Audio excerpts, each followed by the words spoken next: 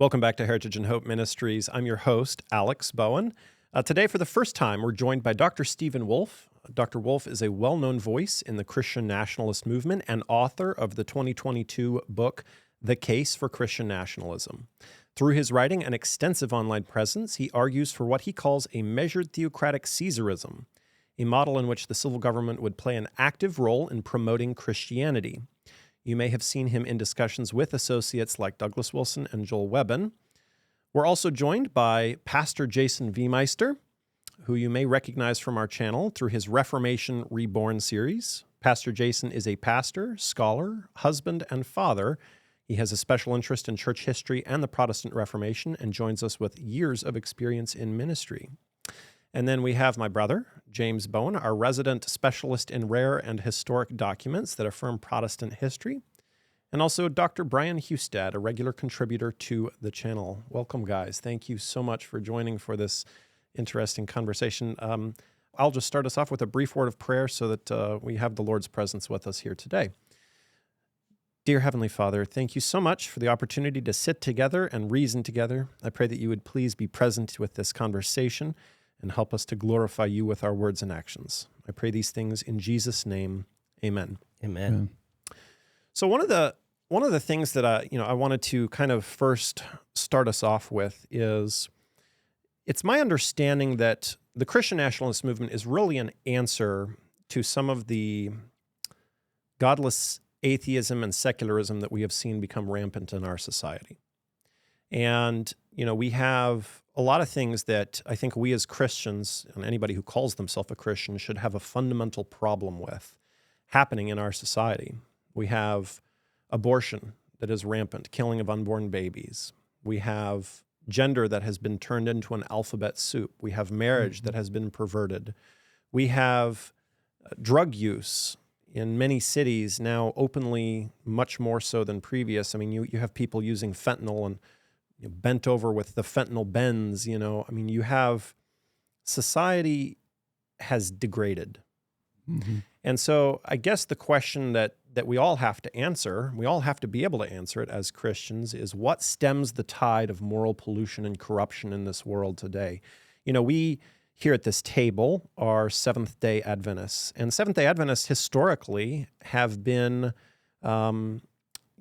typically ones that say that your body is the temple of the Holy Spirit, and so we should treat our body in accordance with that. We have a strong emphasis on health principles, on, making sure that we're sober-minded, not consuming alcohol and other illicit substances, and historically wanting to uphold biblical truth.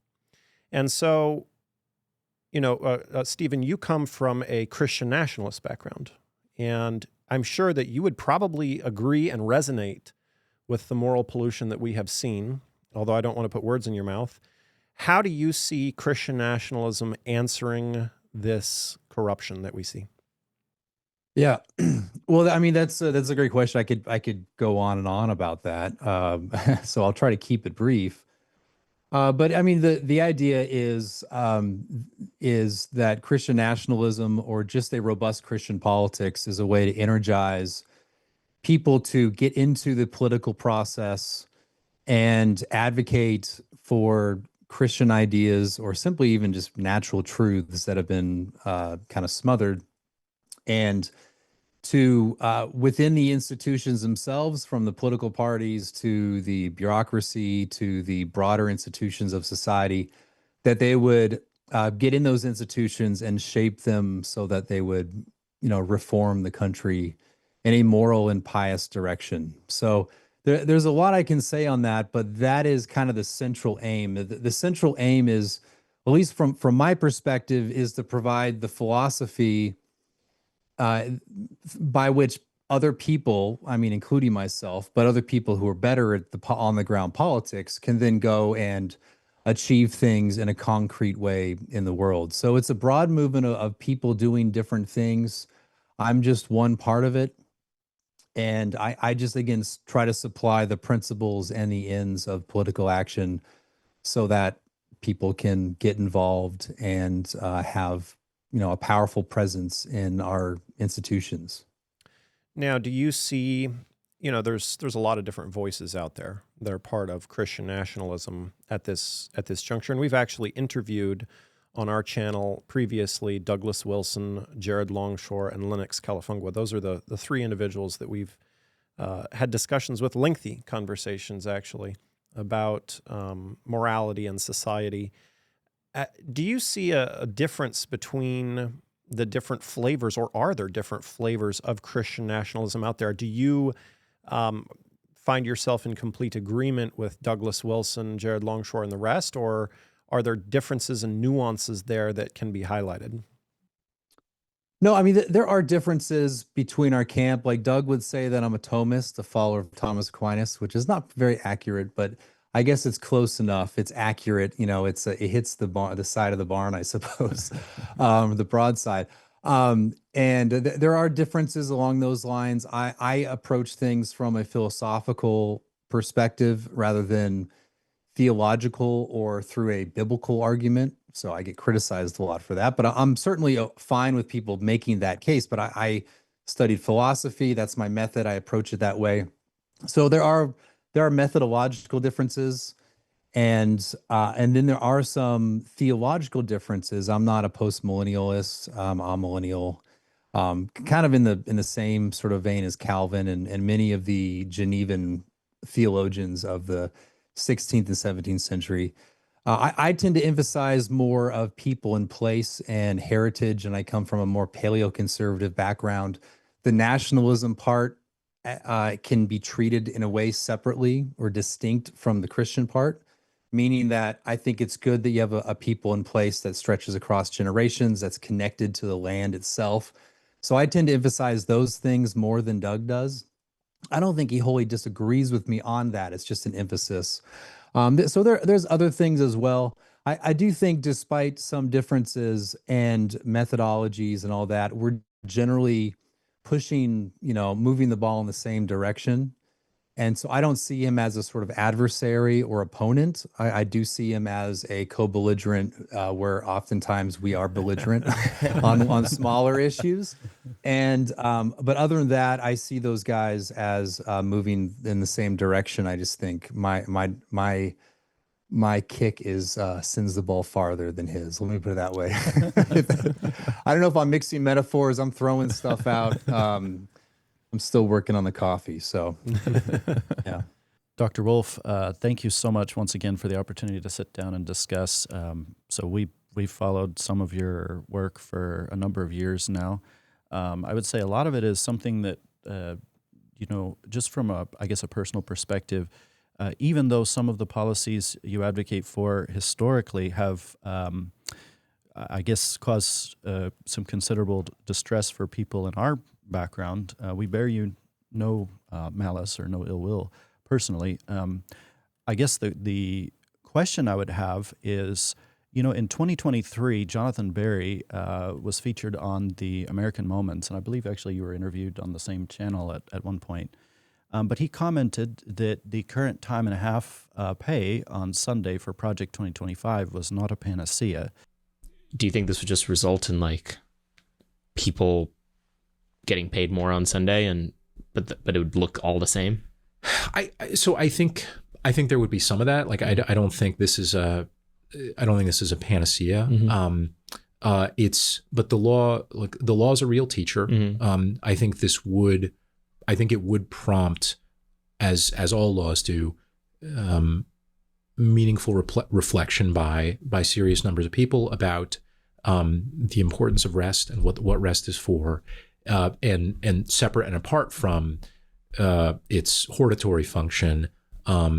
It changes economic incentives, mm-hmm. and so I do think you would have a lot of employers who would be shifting work. Now, a lot of employers do a fair amount of this already, because a lot of people naturally disfavor Sabbath work mm-hmm.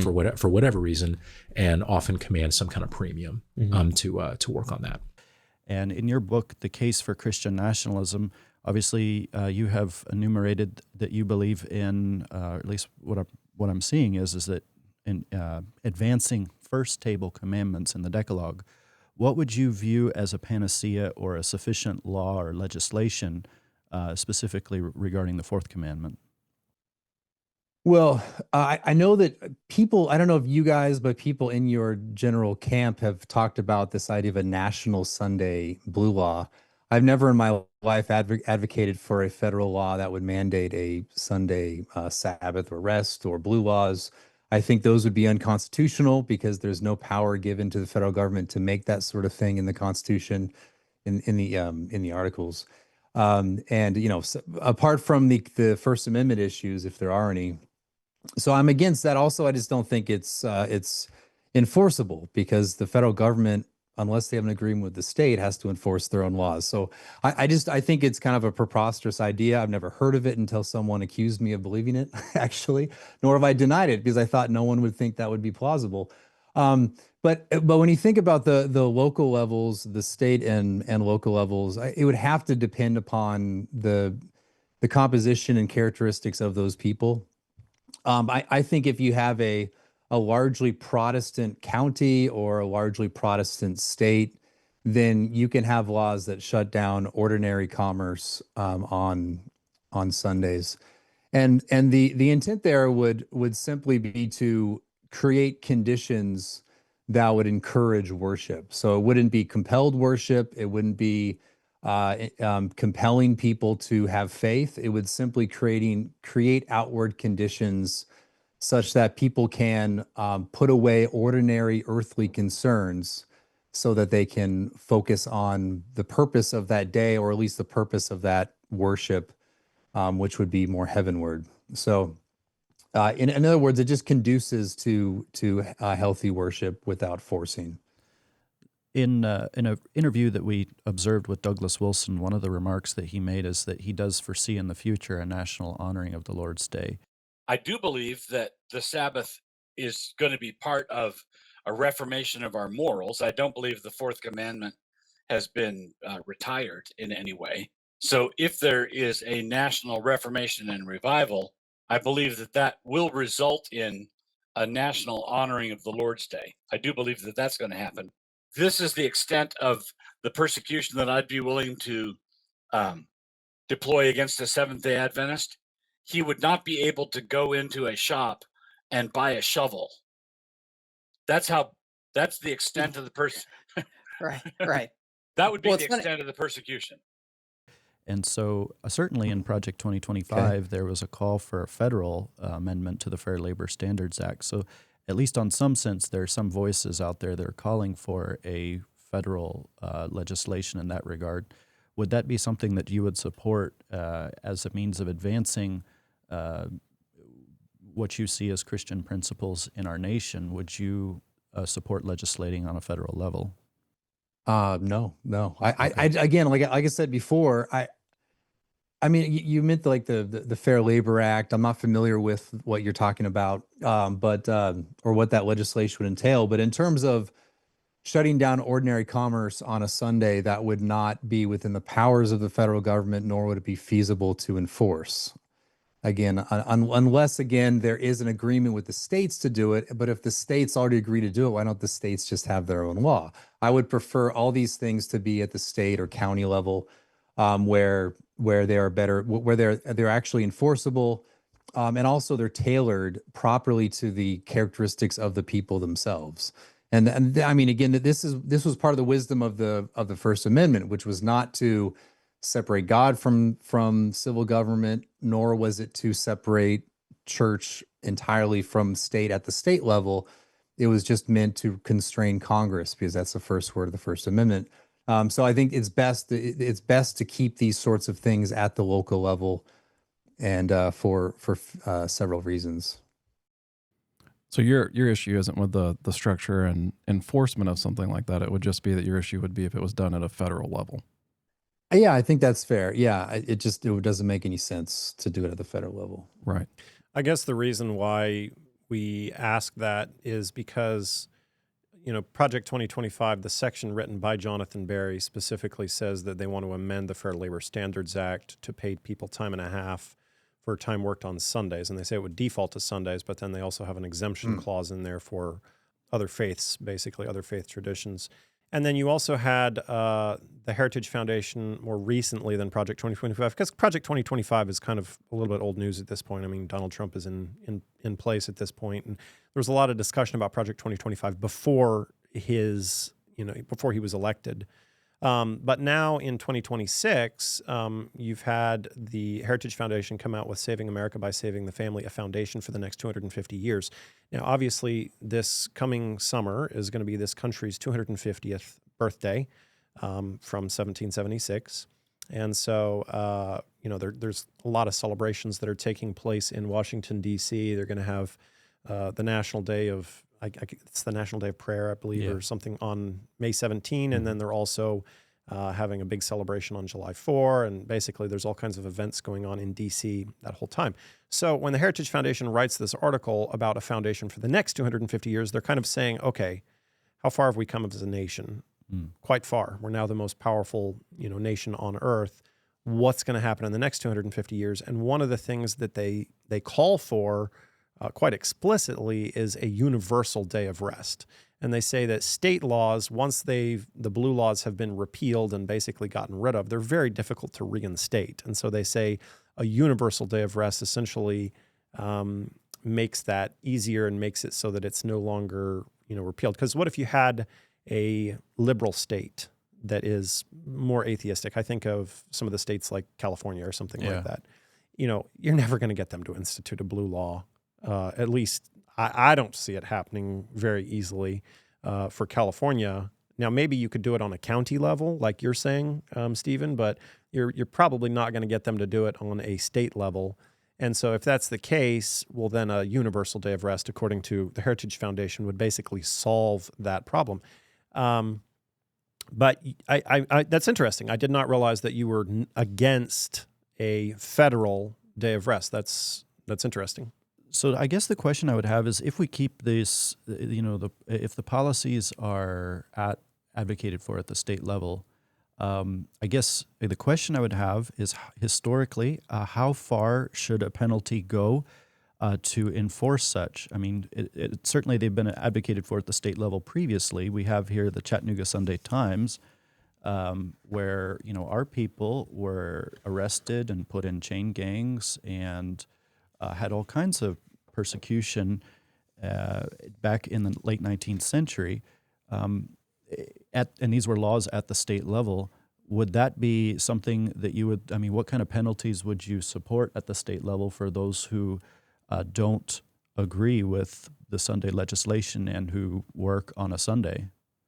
I don't want to punt on the question, but I will say that it is a matter of policy. So it's not going to be a universal set of punishments. I don't know about the whole chain gang thing. It would seem to me that like nowadays it would be easier to do some sort of monetary consequence or financial consequence to ensure that at least people's businesses are closed to the public.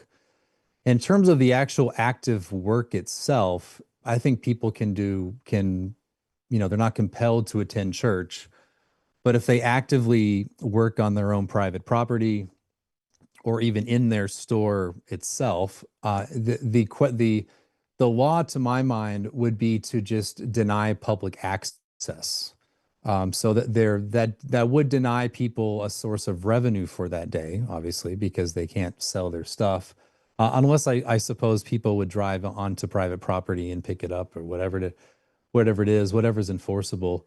But I don't know the exact what would be the exact punishment for it, but it would have to be enforced. So if there is a law, there'd have to be some sort of sanction involved with the behavior.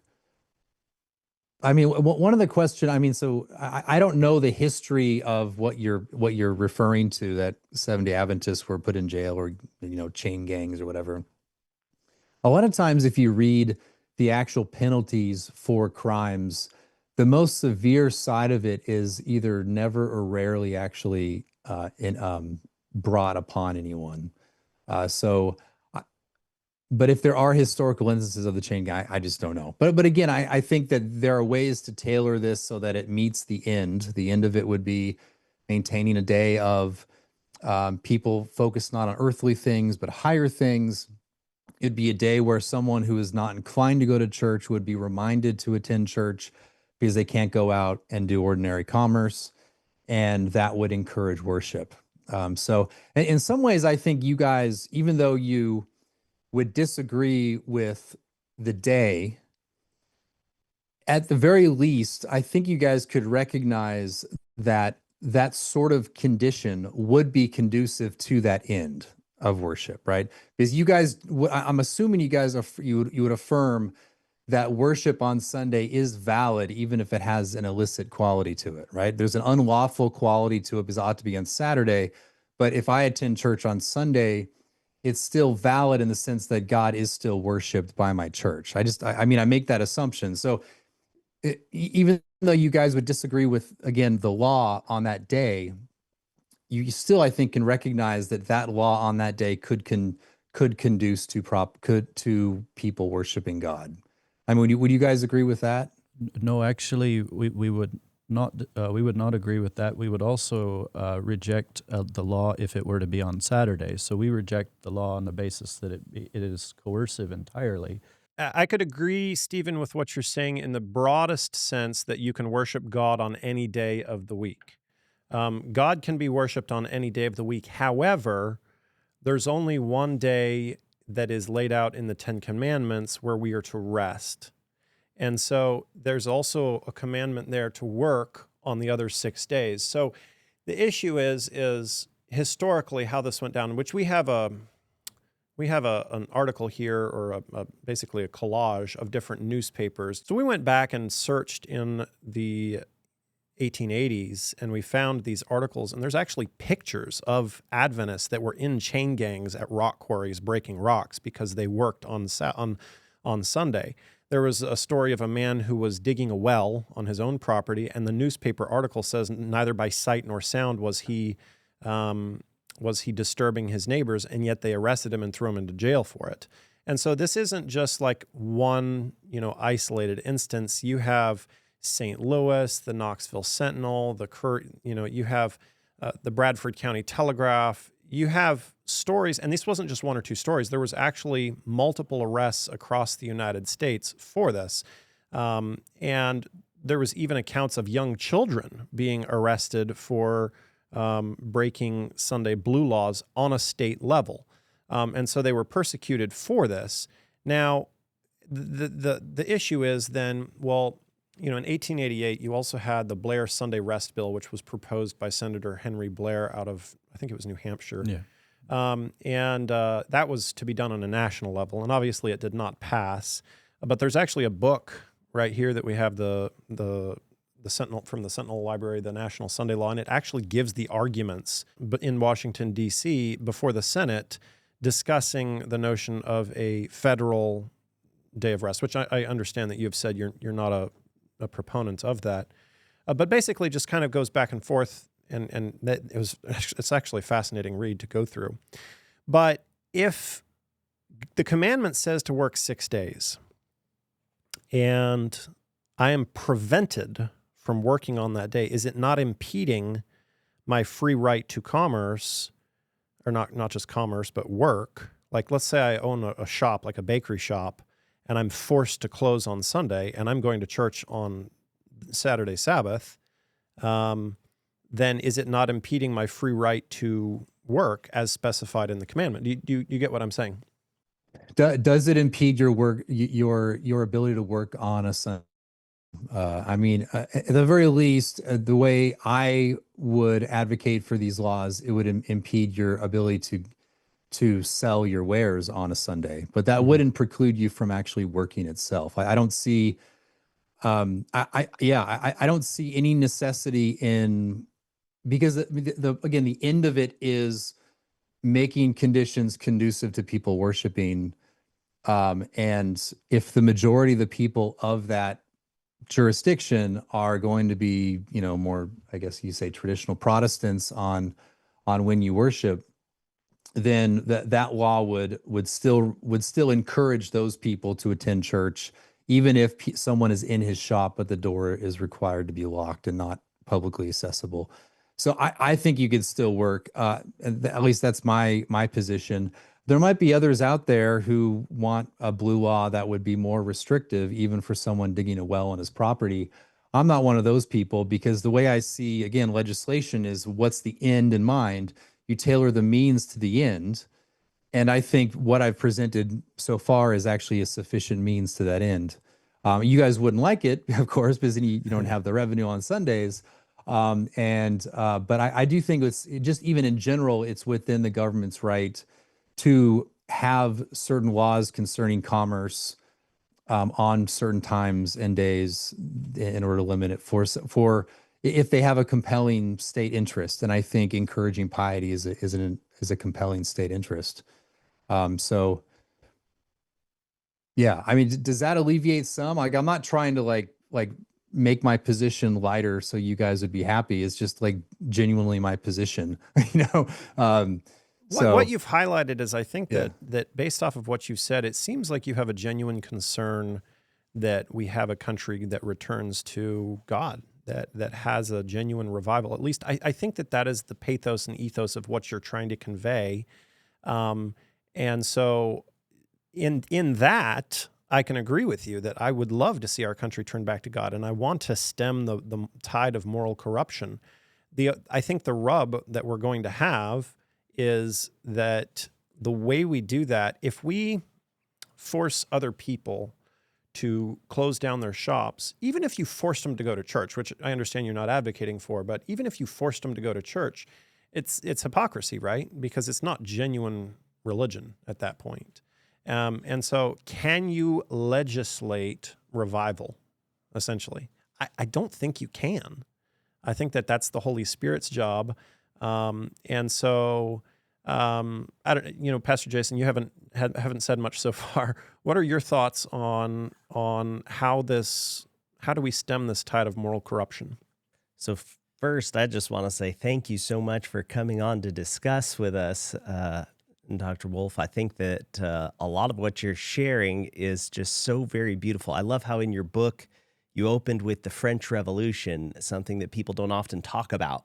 And you brought out how, that's kind of the secular tide that kind of came from there. Mm-hmm. And it's quite a contrast with the American story. And you brought that out later in your book, how you talked about how the idea of religious freedom as it exists in this country originally came from religious ideas and from Protestants. And that's exactly right on. It was a religious idea. I think one of the things that becomes difficult with even the question you asked us, and I want to keep going actually and affirming you because there's so much to affirm. I love this nation, this American people. My mother used to always tell me, "You're as American as apple pie," because one of my ancestors actually came on the Mayflower. And there's a lot to love about this people, and we want to see this nation flourish in all that God intended it to be. And I do think over the course of its history, we have seen God use this nation and work through the people of this nation to bring a great amount of good. And that word good is really important to you. I've really valued the way you've used that word good to say that Christian nationalism is kind of about seeking both earthly good and heavenly good. And that might be part of where I feel like we have a little bit of a tension in the earthly good and the heavenly good. I know you've also mentioned in a podcast I listened to you speak about how sometimes you don't have to have the majority to win out your conversation. It can be the minority. And in the story of American government and the founding of this nation, it does seem that it was a minority of dissenting Protestants. Maybe take Roger Williams, for example, and his idea of 2 tables of the Decalogue, that the first 4 commandments have to do with worship to God, and the last 6 have to do with worship, or rather relations between fellow men, and that the government has a responsibility to seek the common good in the first or in the last 6 commandments on the second table. But that government can't compel the conscience and really has no business in legislating man's duty to God. And this was, from their view, dissenting Protestants, an outflow of the basic Protestant impulse, which is that the individual, guided by their conscience under the authority of Scripture alone, kind of has to kind of make decisions, and that's a duty that the state needs to respect. And so kind of that distinction, I guess all that is leading up to say, when you ask us, well, wouldn't you be okay if we just, wouldn't you see a common good in restricting this commerce so that people can then worship God on Sunday? Part of the tension in that question for us is that kind of stemming from that dissenting Protestant view of 2 tables of the Decalogue, it just seems like, how would you, I guess my question for you would be, how would you evaluate that dissenting Protestant tradition of keeping the government legislating only in the 2nd table of the Decalogue? How did you see that playing out in American history, and what's the validity of it in this conversation for today? Yeah, well, there's a lot I could say about that. You mentioned my favorite nut, which is Roger Williams. I'm not a fan, let me put it that way. But I think the dissenters, to put it broadly, I think the dissenters, they swung all the way to one side of saying that the state has no invested interest in piety. And that was plausible when we were in a majority Protestant society or majority Christian society in which every neighbor was a Christian of some sort, whether it was genuine or nominal.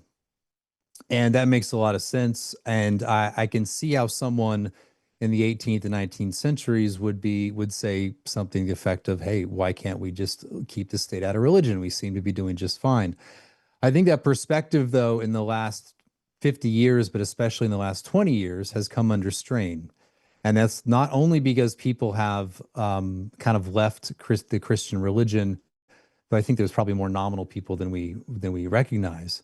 But now we have a lot of immigration that is even non-Christian itself. Mm-hmm. And so that very principle itself has now come under strain. So now in a beautiful rural North Carolina landscape, there is a Hindu temple going up with a statue to a monkey warrior god. Right. Now, I know you guys would find that horrible and you hate to look at that from the highway amidst the pines and all that. And you guys, I'm sure, would say, well, maybe immigration is the problem, that's true. None of that would happen if we didn't have immigration from non-Christian countries. But still, if you listen to the rhetoric around that, it's made it so that is possible. And there's other things I can say about that as well. So I think it's come under strain. And again, I think the dissenters were taking advantage of the fact that they already lived in a Christian culture. They cannot conceive of the American people just as a body of human people agreeing to people of foreign religion coming over who would do something like that. I want to quibble just a little bit with your depiction of dissenting Protestants as basically saying that,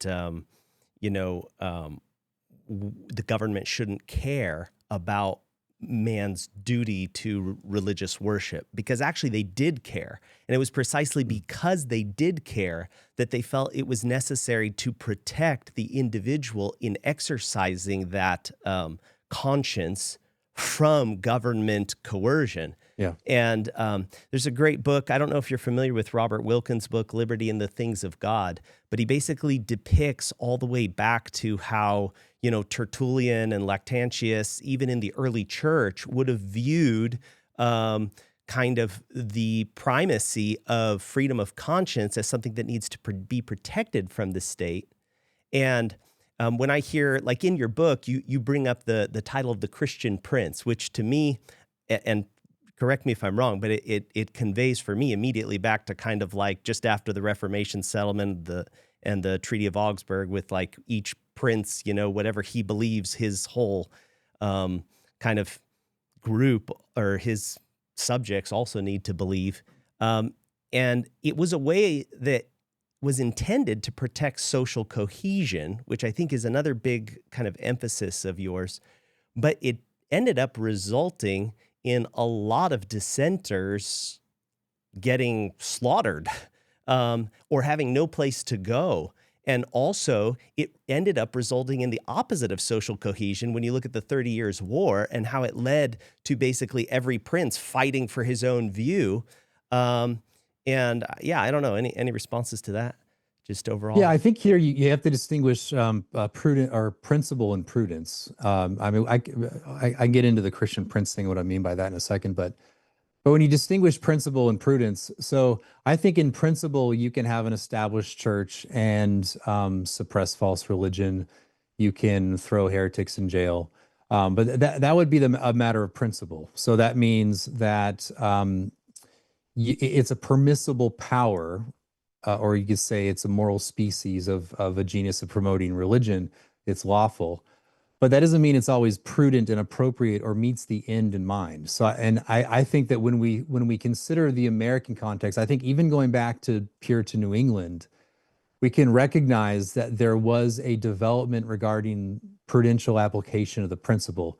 So if you take like the principle as promoting true religion, that can look like Calvin's Geneva, or it can even look like 19th century America, which is radically different in institutional ways.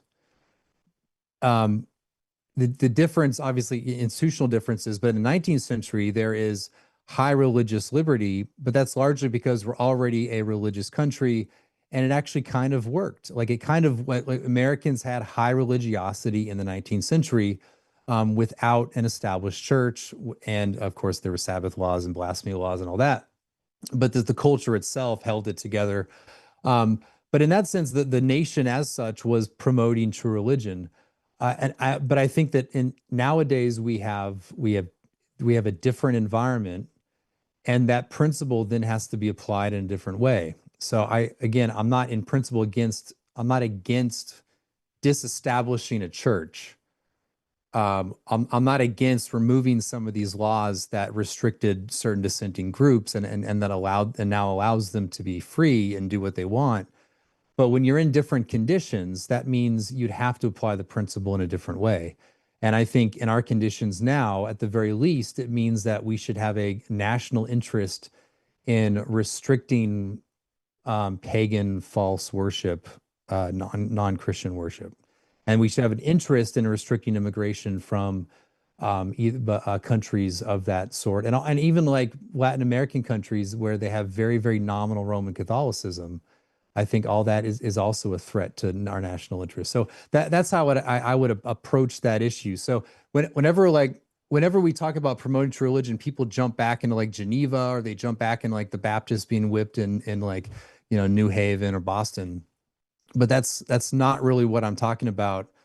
I would prefer to go back to a sort of like 19th century arrangement where there is pretty extensive religious liberty, but there's also a national self-consciousness of we are a Christian people.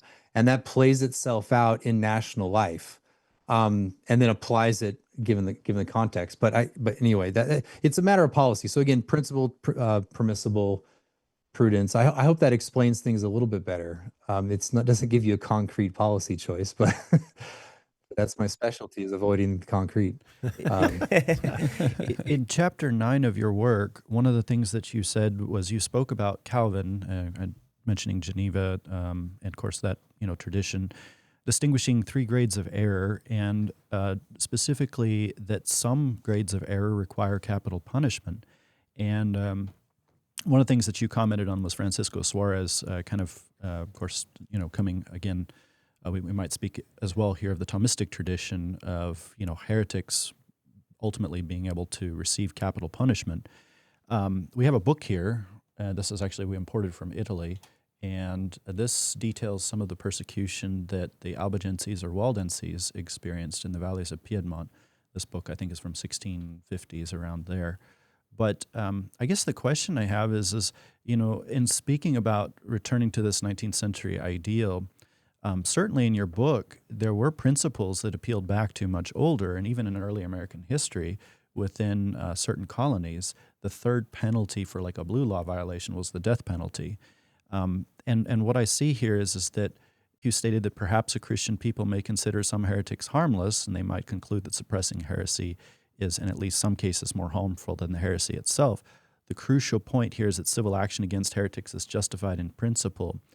And obviously you emphasized discernment, care, gentleness, and prudence, and different degrees of heresy. But for those who persist, those who steadfastly say, you know, we will not bend on this principle, would you ultimately, I mean, at least from what I'm reading in the book here, and maybe I'm reading you wrong, but would you ultimately support these principles that Calvin, as you say, Calvin mentioned, and Francisco Suarez and Thomistic, that for that heretic who persists against all admonition, ultimately the death penalty for that individual as a threat to society? I think that given the context of the society and the characteristics, and given the nature of the heresy, if the heresy is the sort of heresy that would require, that actually would in some ways overthrow the state and causes such disturbance that it becomes a threat to the very society itself, I think it could lead to that. I think it's morally permissible. But again, it goes back to what I said earlier. You have to consider what is the end of what you're seeking, and is that the appropriate means to that end? I mean, you just take like early New England, like in Boston, they would have the Quakers would show up, and the Quakers were nuts. Like, but nowadays we think of Quakers as just like the nice liberal lady with short hair and, you know, screams on the side of the road about something like, you know, no kings or whatever. But back then they were just as nuts, but in different ways. And so they would show up to Boston and they would cause disturbances. They'd show up in the middle of church services and start screaming and cursing at ministers. They'd wear bags and blackface. They were bizarre people. And they were banished like 5 or 6 times out of Boston and said, look, you cannot be here, go somewhere else. But they'd always deliberately come back. So they'd deliberately go to disturb. And increasingly, Boston increased the punishments of them because they didn't get the hint that they were not welcomed at that place, and eventually led to the execution of 2 people. But even back then, that execution was very, very controversial, even in England. I mean, you have people writing, their friends in England writing to the New England ministers saying, you know, you shouldn't have done this. And there's historical dynamics at play there with the English Civil War and all that. But still, it's like, I'm just saying that a lot of times in these situations, you have this sort of fledgling community. It's a community that's built around a confession.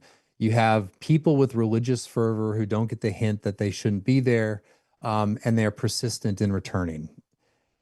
In the end, if you think of a society in the wilderness in New England or wherever it is, eventually something's got to break and the end has to be achieved. And so, but I think in modern society, again, I just don't think that executing heretics is going to be a very effective means to the end. And so, but anyway, I mean, what you quoted from the book, so you have to understand with that book, just to like clarify, the book is mainly about political philosophy or political theology in the abstract, not necessarily applied to America itself. I don't mention the United States very much at all until the last chapter, and then in the epilogue a little bit. And so you have to take the principles and consider what's permissible and then apply it prudentially in a political mindset of means to ends. And so that would, I think, clear up a lot of these, a lot of the confusions around my work, which is people want to thinking they're not separating like the abstract and the concrete application of it. I can appreciate that, and it would be important to make that distinction. And I appreciate your emphasis on like you have to understand the times and the experience and adjust. What would you say to someone who says, but looking over history, whether it's Michael Servetus being killed by Calvin or whether it's all the Baptists who, I mean, you mentioned like, well, what if their ideas, religious ideas, are threatening the very fabric of society? But that was exactly how Anabaptists were perceived for centuries.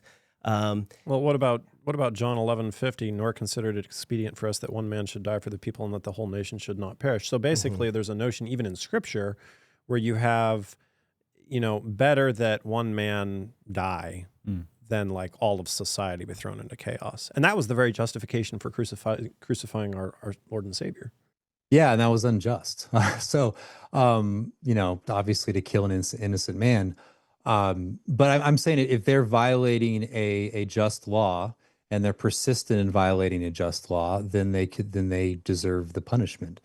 I mean, we do this sort of thing all the time. Like you say, like Who decides what a like just law is? violating the public peace, right? So I used to live in Baton Rouge, and there was someone down the road from me who would have parties at his house until 1 a.m. every month.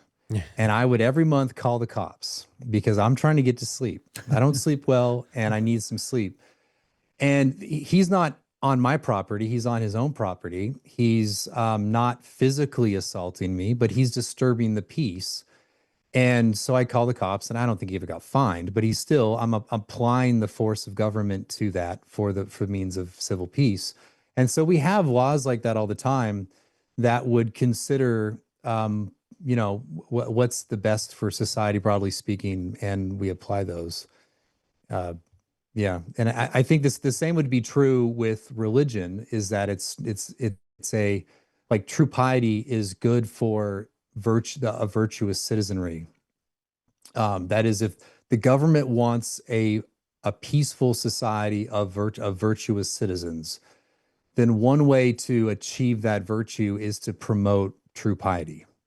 If it's false piety, and we know from history that even the best of the pagans went wrong often because they had false piety. Like, they can recognize all sorts of virtues, but it's when they begin considering the gods that they then become inflamed with certain lusts that end up actually being poor or bad for the society. So, one of the things that I'd watched is Joel Webbon, which I know you've had discussions with Joel Webbon before, and you may have some differences in opinion ultimately with Joel Webbon. I don't know. Maybe you could speak to that. But Joel Webbon had talked about capital punishment, and he had said that basically the maximum penalty a lot of times is not applied in law.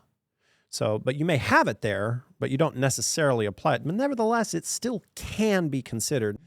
I would look at all these specific moral laws in the Old Testament, and some of them being civic laws, civil codes. And I would say that the ones that specify the death penalty, that according to the Noahic covenant in Genesis chapter 9, there's actually only one crime, not only a sin, but it's also a crime, that merits or mandates even capital punishment, and that is the taking of someone's life. In the case of adultery, or the case of breaking blue laws, which we had on the books here in America for quite a long time, Sabbath laws, or blasphemy laws, or these kinds of things, wherever the death penalty is mentioned, I would see that as that would be a maximum penalty. So in the state of Texas, you see signs, don't mess with Texas, littering, $2,000 fine or 5 years in jail. And I don't know about you, but I don't know anyone who's doing hard time in prison right now. It's like, man, I've been here 3.5 years, 18 more months to go. I threw a Coke bottle out the window. And so what I would say is for repeat incessant offenders, homosexuality, for instance, not police going into private homes, but if someone is trying to indoctrinate children, they're writing paraphernalia, they're leading parades that are grotesque, egregious, where people are nude. They've done it again and again and again and again. They've received certain fines, certain penalties. They've been told to cease and desist. It's been years. They continue. Then yes, it could raise all the way up as a maximum penalty to that point. So that's how I look at the Old Testament. I know you would disagree, but just to answer the question. So for the same would be for blasphemy and adultery, for example. Repeat offenders could theoretically face the death penalty. Theoretically, a repeat offender could. So he's kind of saying that, at least in a veiled sense, let's say you had somebody who maybe they're not pro-LGBTQ, but they're very much against blue laws, and blue laws get passed, and they're out there marching and saying this is wrong, this is against the Bible, this is, we don't believe this, and they're basically making a nuisance for themselves. You can apply the same concept that eventually they would reach a point where they're being obnoxious enough that capital punishment is warranted, and that is the maximum of the penalty. Now, bearing all that in mind, and just as an aside, just as a quick question, do you, and perhaps this is stating the obvious, but you do believe that we should legislate all 10 of the 10 commandments? Is that right? Well, it depends. Well, no, not necessarily. well, yeah, let me, yeah, I think that as a general principle, I mean, just getting to the first table, I think elements of the first table can be legislated. Okay, you Like the mentioned like a like the Hindu temple, for example, like with yeah, idolatry, so right? a Hindu temple would be a violation of the first and second, and I guess perhaps the third. I didn't think about that, but it'd be a violation of the first and the second table. So I mean, first table would be something obviously condemns polytheism, it condemns atheism, Right. and so I think it could be, it's morally permissible to have some kind of legislation against public atheism and idolatry, or I should say against polytheism. That would be, but it would be the public expression of it. So like someone can be an atheist in heart, but they're if it's legislated against, then they don't express it outwardly. So like having a that's kind temple, of like the a effect of it. like a Hindu temple, for example, would not be permissible because you have idols on the outside of it that everybody can see that they're Right. Okay. So Yeah, because architecture is a public feature generally, and it belongs to the public, and the architecture of the public ought to be conducive to the good of the community. So that's definitely a not everything goes in the public when it comes to architecture. That should be regulated. right. So yes. That's your Now question. the I guess the big rub then is if we're going to legislate this, well, then whose interpretation? You know, I have a Convert's Catechism of Catholic Doctrine here that was printed in 1957. And if you go through here, it has the 10 Commandments spelled out specifically in this catechism, actually.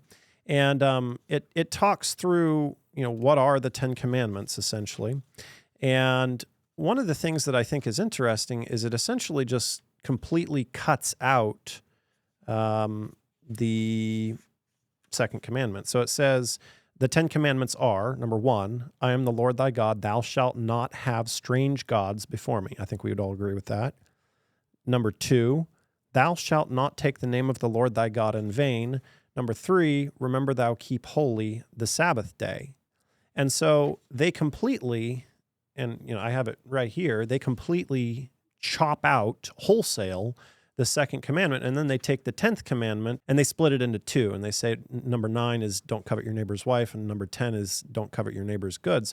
So, and I think we all know that if you go to a Roman Catholic church, you're going to see idolatry. At least as a Protestant, I would call it idolatry. You have Mary, where they say it's just, you know, we're just what phrase do they use, James? Adoring or venerating. Mm-hmm. They're just venerating. Yeah. But you know, they have certain saints over there in Rome that they've kissed the foot off so many times. They've literally had millions of people come by and kiss the foot to the degree where they literally have to replace the foot because there's so many people kissing it. And you have you know, literally lighting candles before Mary. And so you have idolatry rampant. What do you do with that? If your goal is to legislate morality and you have to legislate the first 4 commandments, how do you get around the fact that you have 1 billion Catholics around the world that are breaking the second commandment and wholesale chop it out of the catechism that they claim to believe? Yeah, they like to combine the first and second so they can get away with the sort of things you're talking about. But yeah, so within our traditions, the first and second, of course, are distinct. We distinguish those. But I mean, enforcing the first does not mean that you have to enforce the entirety of the second. So I'm Presbyterian, and if I were to enforce the entirety of the second commandment, it would mean everyone's forced into be essentially Presbyterians. And so I don't think we should. Again, it's a matter of judgment and prudence and means to end. And so I would say that unless it's a sort of non-Christian idolatry, which ends up already being captured in the first commandment, I would just apply just the first commandment, and probably the second command would be applied just kind of sort of accidentally. So I think it's more of, you know, atheism, polytheism, And then I think also, I mean, the third commandment, like the sort of dishonorings of Christ, you see some of the artwork we've seen over the last 30 years. That stuff, I think, should be, I say legislated. If I could say one more thing on that, I would actually prefer that instead of, I mean, the ideal situation is that society itself sees itself as Christian enough to look upon these things, atheism, politics, as disgusting, as something they are repelled, and that socially they feel a sort of they're repelled from it. So think of, like, and we do this all the time, like racism itself is not against the law. Like you can publicly be racist all you want, and you can say whatever you want. You're not going to be dragged before the law for saying racist things. But if you do say racist things, then in the end, you're going to be significantly, there are social costs with it. And so people who might have racist thoughts withhold saying those things for that reason. I think that if we have a society that is fervently Christian, then all could actually don't need to be legislated, that society itself can regulate it. So that would be the ideal state, but I'm not against in principle any kind of legislation. I hope I wasn't breaking up there. I apologize again. Oh, it broke up a little, but I think we got most of what you were saying there. Okay, you caught it. You caught it. Yeah. You know, I live in the country, and I don't know what to do. I've tried. I pay enough money, I think, to get decent internet, but I just can't do it. Starlink, yeah. No, I have too many trees. There's trees everywhere. And I don't have a direct line of sight with sufficient sky span. So anyway, I no think one cares about that. Continue. I think my big issue is not with obviously the law itself. I would affirm the law. It's with setting certain systems in place in society that would compel people into a form of worship. When I read about Jesus in the Bible, in Revelation, it talks about he stands at the door and knocks. I don't think that we can, and I'll just speak from, my own personal experience. The more you try to compel or push me into something, my innate nature is to push back against it. Human nature is rebellious. Human nature is rebellious. But that being said, if you try to push people into a form of worship, you're going to have that natural push, at least by some people, to push back against that. And like I said, I don't think you can compel heart change.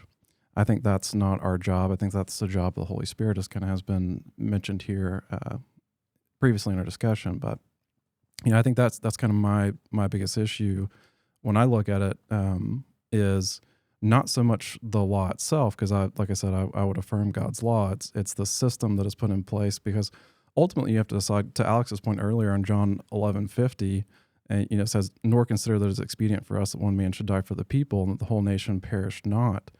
That kind of thought process led to the death of Jesus, which of course you said was an unjust punishment, unjust killing. But I would like to point out that was the civil and religious authority at that time that made that decision, and in their mind it was just. And so when you talk about putting a system in place to compel people to worship, and then you have a kind of a series of punishments that would take place that would kind of scale and escalate, if you had continued breaking of that. Do you see if, and again, we talked about, I understand that you would be against federal legislation, but would be for local legislation. Do you see, in your mind, would you be for, let's just say, a state or county legislation for blue laws, for example? And in that county, for example, you had a mix of Protestants, Catholics, different faiths. Maybe the majority were Sunday keepers, and you had a minority that were Sabbath keepers. And if you had, you started that system in place, and the Sabbath keepers, were preaching against Sunday legislation. Maybe they were going into the streets, and they were going and talking to the people and preaching from what their view is their sincerely held belief against worship on Sunday and for the biblical Sabbath. Do you see that there's ever a time where that could escalate to that point where you did actually have those people with potentially facing capital punishment? And if so, is there a biblical precedent for that? I don't think for simply saying that anyone should receive capital punishment. I mean, you're talking at a level of abstraction that my philosophical brain, I have to get concrete. Like if we're in the American context, we're not. If someone is lawfully demonstrating per the First Amendment, freedom of speech, then they should not be. Then their speech should not be punished. I mean, if they truly are disturbing the civil peace by an unlawful protest, because it has to be under law, that would not be so much for the speech, it would be more for the fact that they're violating the law. But really what you'd all be doing is you'd just be doing what Americans do in politics, which is you demonstrate and you state your argument, and then I get the opportunity to state mine, and if you guys win out, then you would win. I think that actually, as I said earlier, I think you guys yourselves, even though you disagree with a component of Sunday Blue laws, I think you guys should support it because it actually would make a better society. It would contribute, it would promote piety, and you would live in that society, a society of a more pious and then therefore virtuous citizenry. So even you have an interest, even though you don't like one part of it. The end of it is something you should enjoy, whereas the means you might not. So I guess the picture that we're concerned about is fundamentally what we believe is a belief that comes from the Bible, but it's also something that Protestants affirmed previously, long before us, that we've long expected, and we recognize that Sunday, when it is enforced by law, will be the mark of the beast crisis in Revelation 14. So Revelation 14 speaks about 4 violations of God's law that will be ultimately implemented. A worship to the beast, which violates Commandment 1, an image to the beast, which violates Commandment 2, a name of the beast, which violates Commandment 3, and then the mark, which violates Commandment 4. This was long talked about. John Lavington, George Carlo, Thomas Tillam. There were numerous Protestants that recognized that Sunday, that Rome claimed to change without scriptural authority, was ultimately, she claimed it as her sign, and God's sign in the Ten Commandments and in Exodus 31 and Ezekiel 20 and other texts in Scripture is God's seventh-day Sabbath. So the concern that we have is, imagine a time period where blue laws are put into action, and of course there's legislation against perhaps blasphemy, and then imagine you have a whole group of people going out and proclaiming, hey, this is the mark of the beast crisis in Revelation 14. Could that not be construed by some Christian nationalists as blasphemy? And could that not then be pursued and say, you're disrupting civil order by making these claims about Sunday, so therefore you need to be put in prison because, you're disrupting civil order? That's the rub. That's the concern. And our position on blue laws is that we've long anticipated this to occur. We actually have a book here called The Great Controversy, which details in it, and we've been printing these by the millions and passing them out, that we've long anticipated church and state to unite on this very issue, and this to kind of be the point at the end of time. I guess my question would be, if you were faced with that level of concern, public concern, could that not escalate? Well, and to kind of piggyback off what you're saying there, so that kind of Stephen understands where we're coming from a little bit better in light of that.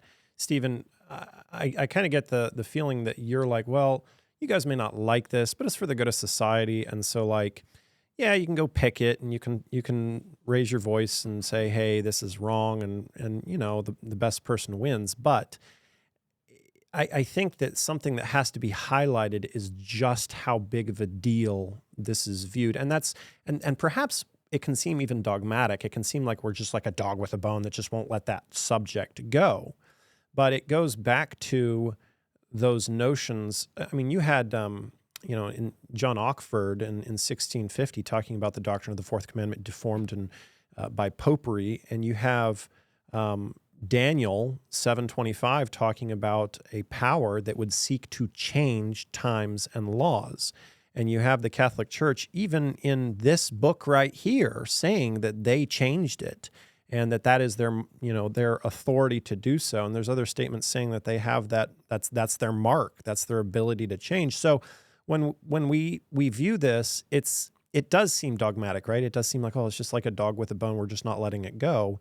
But the problem is that when this ultimately does get legislated, which I do believe it will ultimately get legislated, not just on a state level, but I believe it will be on a national level, which I know you're not in support of, and I appreciate that.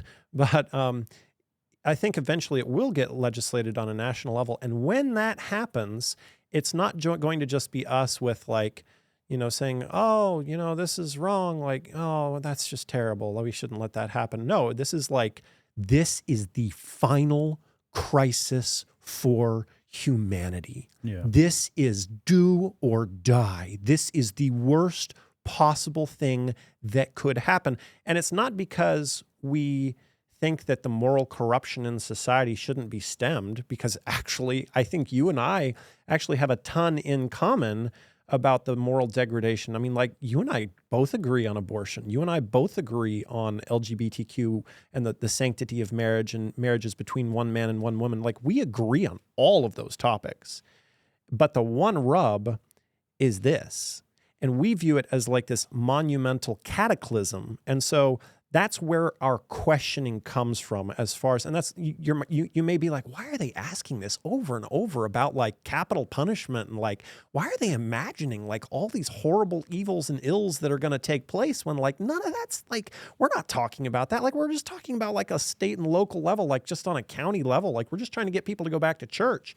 But when you view it through that lens, that it is the mark of the beast crisis, I hope that provides some clarity for our position and why, like, when this ultimately happens, we will be the most vocal people there is saying this cannot happen. And it's not because we like have disrespect or wish ill on anybody. Like, we desire to be respectful and hold respectful dialogue and conversation. Like, we're not some boorish people group that's just trying to smash our way through. And if people were to ask, well, would you want to have a rest day on Saturday then and enforce that by law? We would say absolutely not. Romans 13 talks about the second table. It doesn't talk about the first table. So does that offer some clarity as to kind of the angle that this conversation is taking? Yeah, and I would say that, first of all, it's true that any law that is good in itself can be turned to evil. Yeah. So if there is someone who is truly subverting the state toward evil and it's unlawful, that would be a just punishment for someone who's subversive of the state. But that same law can be applied to someone who's innocent, and that would be an unjust punishment of that person. So even like granting your position on that, I would just say that having blue laws on Sunday are in themselves just, though they of course can be used in a way as you said they would or might or will be used. And they've also been around for hundreds and hundreds of years. So if you were, if you guys were Seventh-day Adventists in the 18th century, let's just say, and you looked around and you saw blue laws, you'd think that, oh, here comes the mark of the beast. It's about to come. But of course it did not. And so the fact that there is some law that is associated with the, a prophecy or some view of the apocalypse, that doesn't in itself mean that this iteration of that law is going to be the time when the apocalypse happens. And if you applied that same idea throughout the last 400 years in hundreds, if not thousands of places, you'd actually be wrong. And so it seems to me that if the next iteration happens, it would be irrational to say that here it is because it's come upon us. So I think even granting your position, it wouldn't make any sense for you all to lose your minds over it. And if anything, should energize you to be very involved in political life so that that wouldn't happen. I think that's one of the problems with conservatives actually in general, is that we always say we don't want something to happen, but then we don't get involved in the political process to stop it. We just want to consume content and shout on Twitter or listen to talk radio. So that's how I would respond to all you guys. And I can imagine, in fact, I think it would be, I don't mean this like in a mean way. I think the reaction would be irrational, and it could also be kind of destructive, because then you're saying that I think, as I understand it, then if I'm then going to church on a Sunday in the midst of blue laws, then somehow I'm like, am I worshiping Satan then? Where is, like, am I directing my worship to Satan or to God? And if that's what you said that publicly, I think, yeah, like you would probably bring a lot of reaction to that, and it would probably not be good overall, because most likely you're wrong. So does that, kind of respond? I just don't think, like, I didn't grow up in evangelicalism, but in the 80s and 90s, there was a lot of this apocalypticism of like reading the Times and reading the paper and watching television and then connecting with the Bible, and it got everyone in a fury. And it's like, here, Y2K, and none of that actually happened, but it was effective in sort of engaging people in watching. And I just think, like, what would be better instead is if, instead of the 80s and 90s, people are trying to like read the news through a biblical lens and apocalypticism, that people devote that energy to something practical in politics or in public life, and not get caught up in that, because it turns people in a very passive, like helpless sort of way. And of course, if you guys are right about that prediction or prophecy, then it's going to happen anyway, but it could happen 200, 300 years from now. And it seems to be better to devote your energy more towards an active pursuit of change rather than this kind of like passive reception of divine providence and apocalypticism. I mean, does that make some sense? I would agree that we've all seen apocalypticism where people are just grabbing headlines and making all kinds of scary factors over it that are baseless, and that is very distracting. I think for us, that was an interesting thought process you led us down. I think we would have a little more difficulty embracing it, because actually we follow a historicist method of prophetic interpretation, stems all the way back to the Reformers, in which there are time prophecies as well. And so those time prophecies tell us, like the longest one, 2,300 days, ended in 1844. And so the Sunday mark of the beast thing couldn't have been earlier. It's coming now. And so that time sensitivity, also our interpretation of Revelation 10 and where we fit as a movement in that, it lends certainty that it's quite near. And that's not based on headlines as much as kind of a biblical thing. The other thing I want to totally agree with you on is that American Christians did retreat from the public square after the Scopes monkey trial or whatever, and that has left a void that secularism has filled and has destroyed our nation. And I would even affirm with you that we have not done our part in speaking up on some level. But I think that if we all agree that the ultimate end would be to have every single American surrendered to the lordship of Jesus Christ. I mean, that would be my desire, and I think you would agree with that desire. But I think the Bible would say that the way we do that is go and make disciples by teaching and preaching and baptizing. And so our idea of how to get to that end, you talk about what's the end and what would be the appropriate means, is the proclamation of the gospel and the active service of our fellow humans, be they sick and we can heal them, be they cold and naked, we can clothe them, but to serve and to proclaim in such a way that God would be lifted up and people would give their lives to him. And I think that's what the Bible would say. I hear a lot more about that in the New Testament than I do about how we need to use laws to force people to The other thing I would add to that is, while all of these individuals in Protestantism have commented on, Sunday being Rome's mark, the actual final test is when the second beast of Revelation 13 enforces an image to the first. We were just we were just up in D.C. here recently, and one of the things that we saw in D.C. was the architecture that's so reminiscent of Rome. And one of the things that we have long anticipated, we recognize, along with other Protestants who have commented even from the very foundations of this nation, Isaac Bacchus, John Bacon, a couple of others who recognized that the second beast of Revelation 13 was going to be a Protestant beast that would make an image to Rome. We connect very clearly that the United States of America is that second beast which will make that image to Rome, ultimately not just reflected in architecture, but ultimately in law and religion, where Sunday will be legislated by law nationally in the United States of America. And so that hasn't happened up to this point in history, and no point in Protestant history, but we have anticipated that America will go this direction. And Christian nationalism, even the term itself, is very reflective of the flag of Roman Catholicism, which unites the silver and the gold keys, representative of civil and ecclesiastical power, with a red cord binding the two together and kind of uniting church and state. And now we're seeing individuals like Timon Klein, coming out with NatCon with videos renouncing the separation of church and state and very much appealing to joining those two together.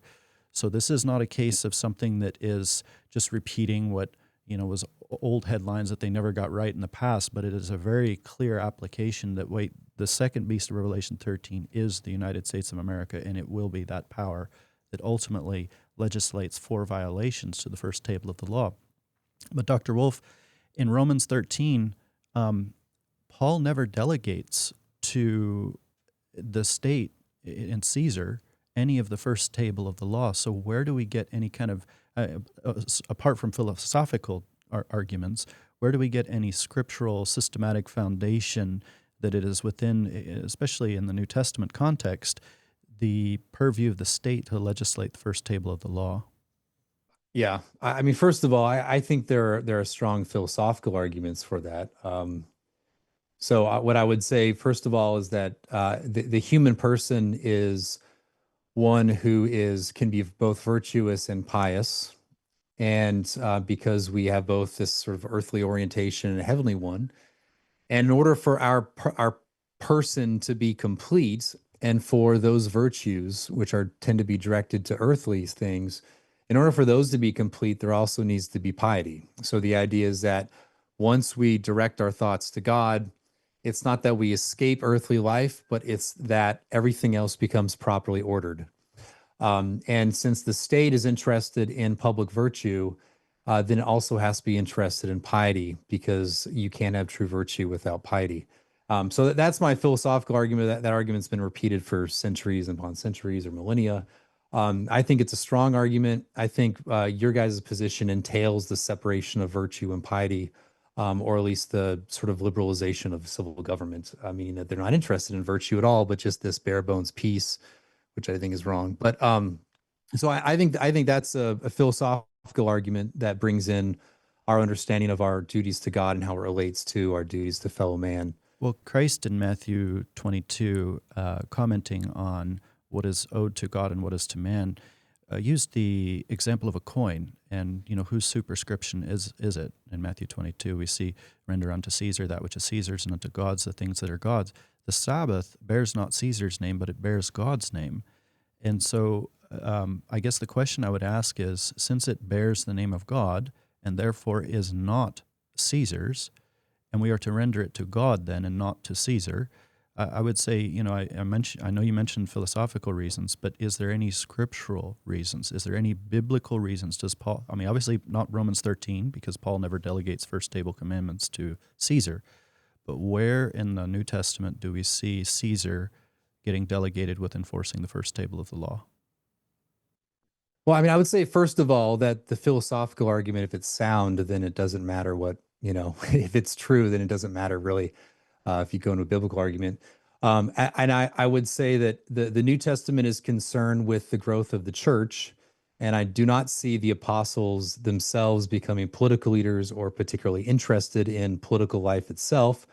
And that's because they were sent to build the church, and the church is in a way distinct from, that is the, yeah, I'll just say the church in a way is distinct from political life.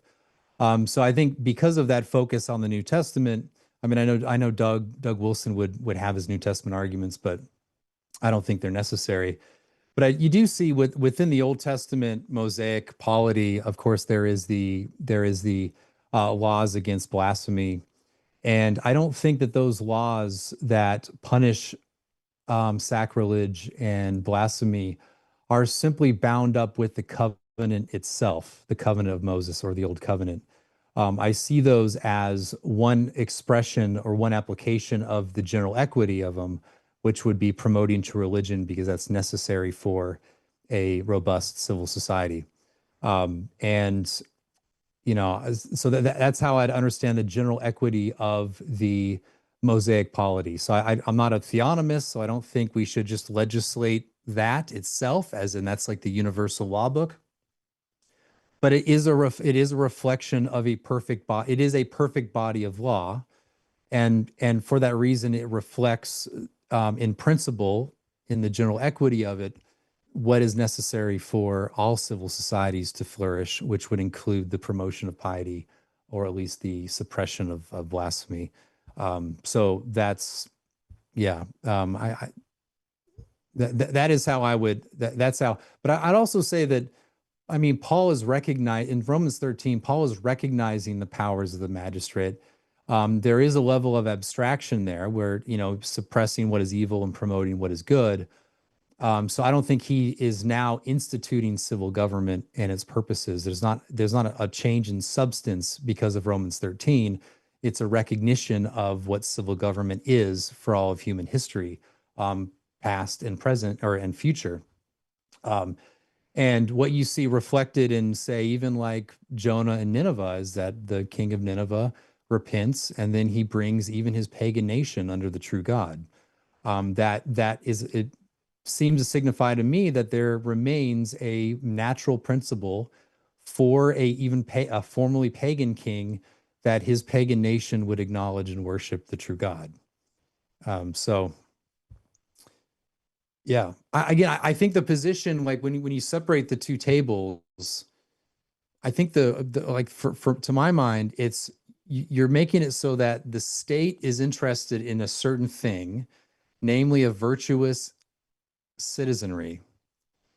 But in order for the state or the nation as such to achieve that level to achieve its end that God has, you know, to achieve the good and the promotion of the good for a nation, the state then has an interest in people being pious. That doesn't mean that the state has the means to do that. So several times you guys have mentioned that I want to compel worship, but I don't want to compel worship because I don't think the state can compel worship, because that's a matter of conscience. But it can restrain things that are in error, that are expressed outwardly in error. So once we go from internal error to outward error, those errors can be suppressed.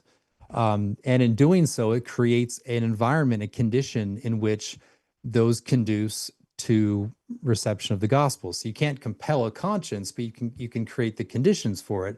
That's the same thing what we do in our families. I'm sure you guys would say that my family is a Christian family, or you know, your families are Christian families. You arrange that household by your authority, an authority given you by God and, in a way, nature itself. You arrange that so it conduces to your children's conversion.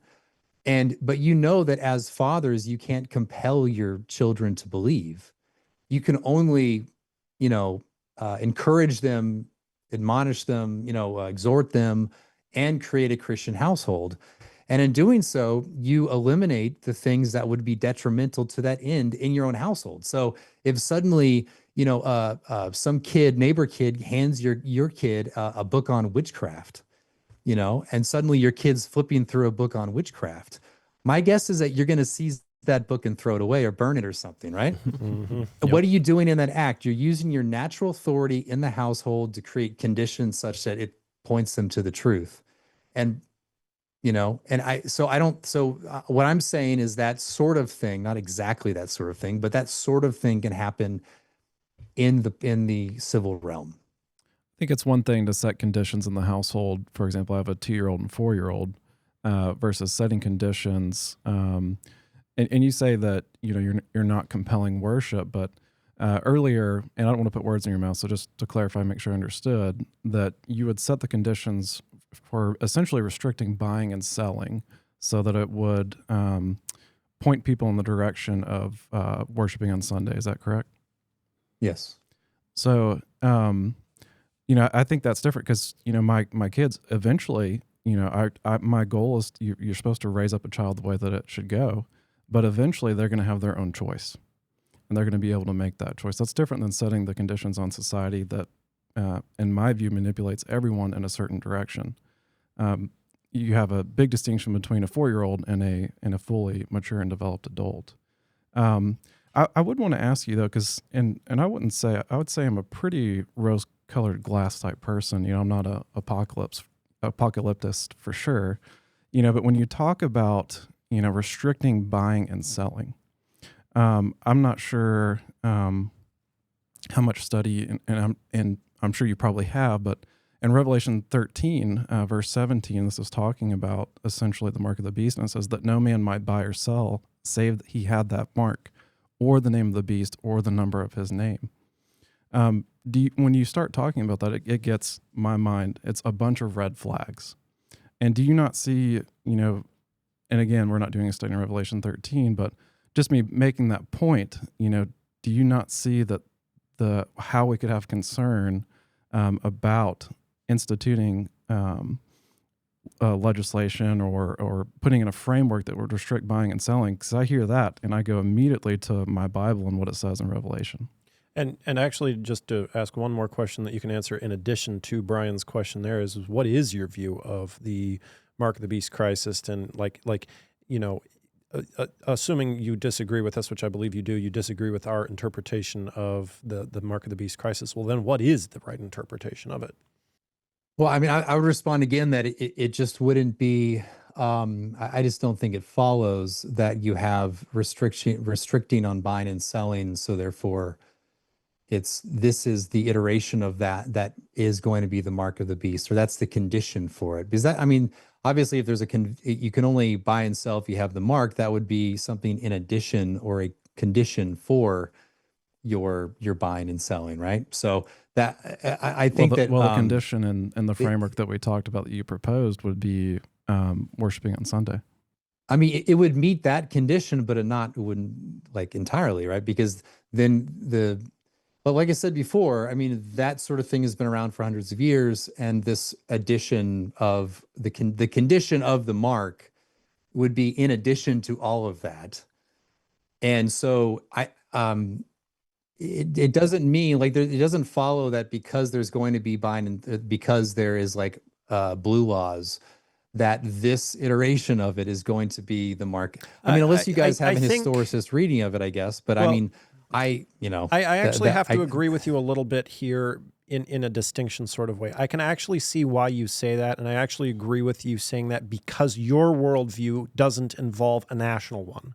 So you're saying, you're like, why is this a big deal? Because we've had blue laws on a local level for forever. And so you're like, so how does this make any sense? And so if you look at it just at a local level, then I actually agree with you.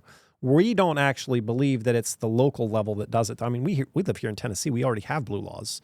They already have you can't go down and buy liquor or whatever. I think that's still in place here in Tennessee and Georgia. Yeah, and a lot of these other southern states. So we are not saying that is somehow the mark of the beast. We're not saying that some local blue law where I can't go to the store and buy liquor on a Sunday is the mark of the beast. That's not what we're saying.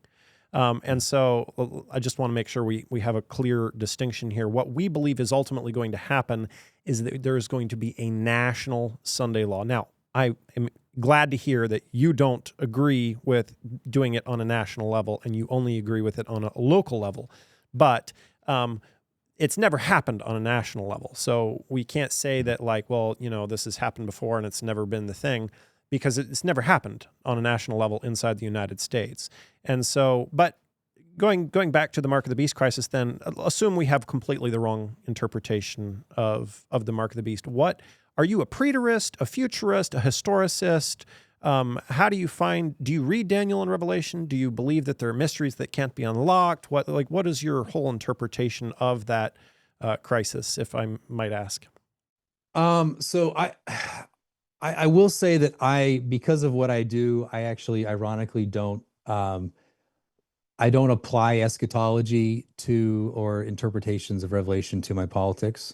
But I will say I tend more towards the sort of historicist view that takes the mark of the beast as being some sort of antichrist that institutes false worship and has some kind of compulsion to that end. So I think it's like the church suffers under antichrist over the centuries. And that is yet in the future still, like that particular part, like has not yet happened? No, I think it's like it's more of a sort of cycle of the church encountering these things, right? So I think you guys have a much more developed view of that than I do. Okay, that's okay. Yeah. So okay. I just what I'll say though is largely because I'm not particularly interested in those questions, and I focus on certain things. So in this sense, I'm not as good as my Protestant forebears who knew everything, and I don't see how any of that comes to shape my actual politics. And hasn't been shown yet that it does. So, would you agree with the Westminster Confession of Faith in identifying the Pope as Antichrist? I think that the papacy at times has been the Antichrist in the sense that they've persecuted people of the faith, and the sense of. But I don't think the only. I think the problem with Rome is that it domineers. It literally domineers the conscience.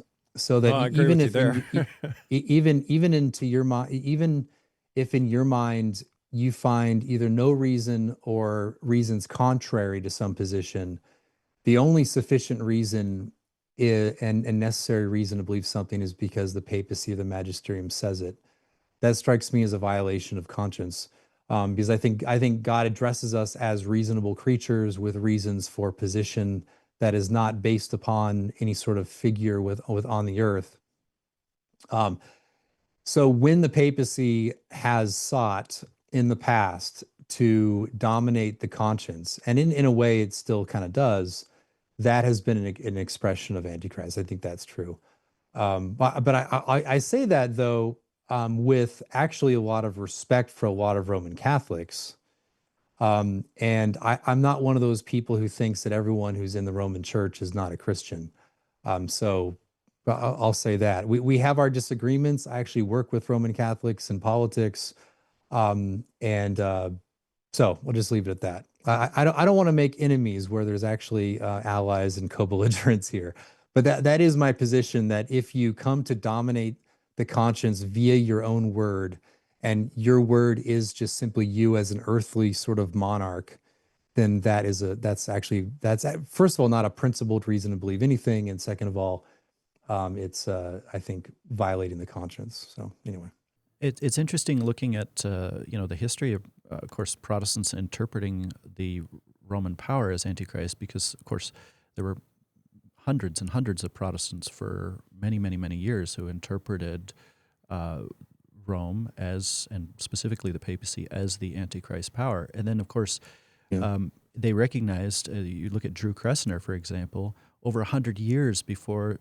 in 1798, he recognizes the 1260-year prophecy of Daniel 7, that by the year 1800, the Roman power would lose its power. And we see that in 1798 when Berthier marched in and took the Pope captive, and ultimately declared that all of the former power of the Pope was suppressed. And so we see the rise of secularism and atheism, specifically in the French Revolution, which I can appreciate from some of the connections you made as well about where that push for atheism has come from. Mm-hmm. In fact, some Protestants even kind of connected it to the beast from the abyss in Revelation, I believe it's 11. But the concern that we have is Revelation describes this power as was, is not, and yet is. So it would lose its civil power and then come back at the end of time. And we can see in the United States how now we have a Supreme Court that's stacked with Roman Catholics, how Catholic policy is coming back very, very strong. And specifically on the question of uniting church and state, their position has always been that those two ought to be united and work in concert together. And so we're getting closer and closer to that element where Catholicism's getting really, really huge going on. And they're having a powerful voice within Christian nationalism today. And I think in many cases influencing speakers in Christian nationalism. Take, for example, you had Joel Webbon sitting down recently with Dr. Taylor Marshall. And Dr. Taylor Marshall's been speaking very openly lately about the separation of church and state, that needs to go. This is from 1864. It's Pope Pius IX. He wrote a document called the Syllabus of Errors. All right. He listed things that were erroneous, that were bad, and he condemned them. Here is one of the propositions, Proposition 55, that was condemned by the Pope. Quote, right on the screen. Quote, the church ought to be separated from the state and the state from the church, end quote. This proposition was condemned as heretical. All right, so if you make this proposition, that is condemned, that is anathema, that is heretical.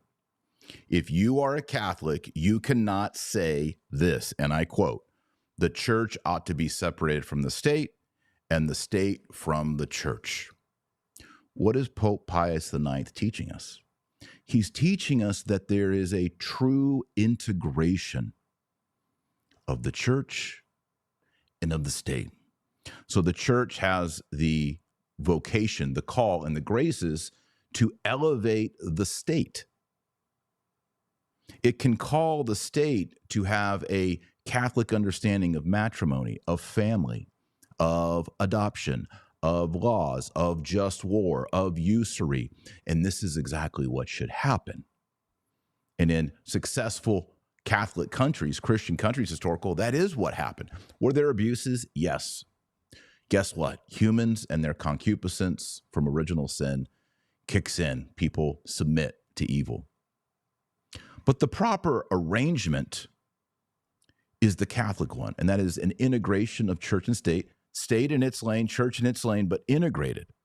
Historically, when Rome has done this for hundreds of years, bloodshed has been the result. And ultimately, well, there may be some more mild individuals, maybe who don't want to push that far, and I can respect the statements that you've made so far and not wanting to go down a national road and some other remarks. But there are many people who are much more open, and I'm just not seeing the brakes being applied in principle that would stop this movement from ultimately going so far as to do everything that Roman Catholicism has done before in joining together church and state ultimately, because, I mean, in some cases, it has been very explicit calling for death penalty, blasphemy laws, and blue laws. And realistically, going back those hundreds of years that blue laws have occurred, the Martyr's Mirror has detailed individuals who were slain for no other reason than just choosing to rest on a different day and teach that as the principle of faith. And not in a belligerent sense of going in and being disruptive in somebody else's church.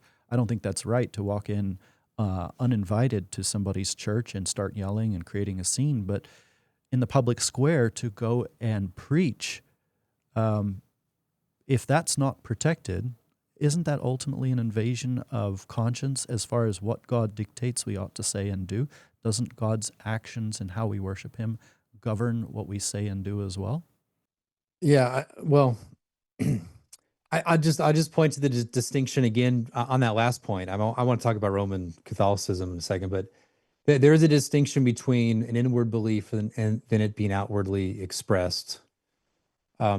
Just like when you have libel and slander laws. So someone can say something and it be untrue and damaging, and then someone can sue on behalf to maintain someone's reputation. So there are ways in which outward expression of your inward thoughts can be can be legislated against, of course, like fire in a crowded theater, that sort of stuff. That doesn't exactly get at your point, but that is how I would make that distinction. So I'm not compelling people. I would never. I think it'd be wrong to compel people to say what they don't affirm, because that would be a violation of conscience. It's different than saying, if you say this, even if you seriously believe it, if you say this,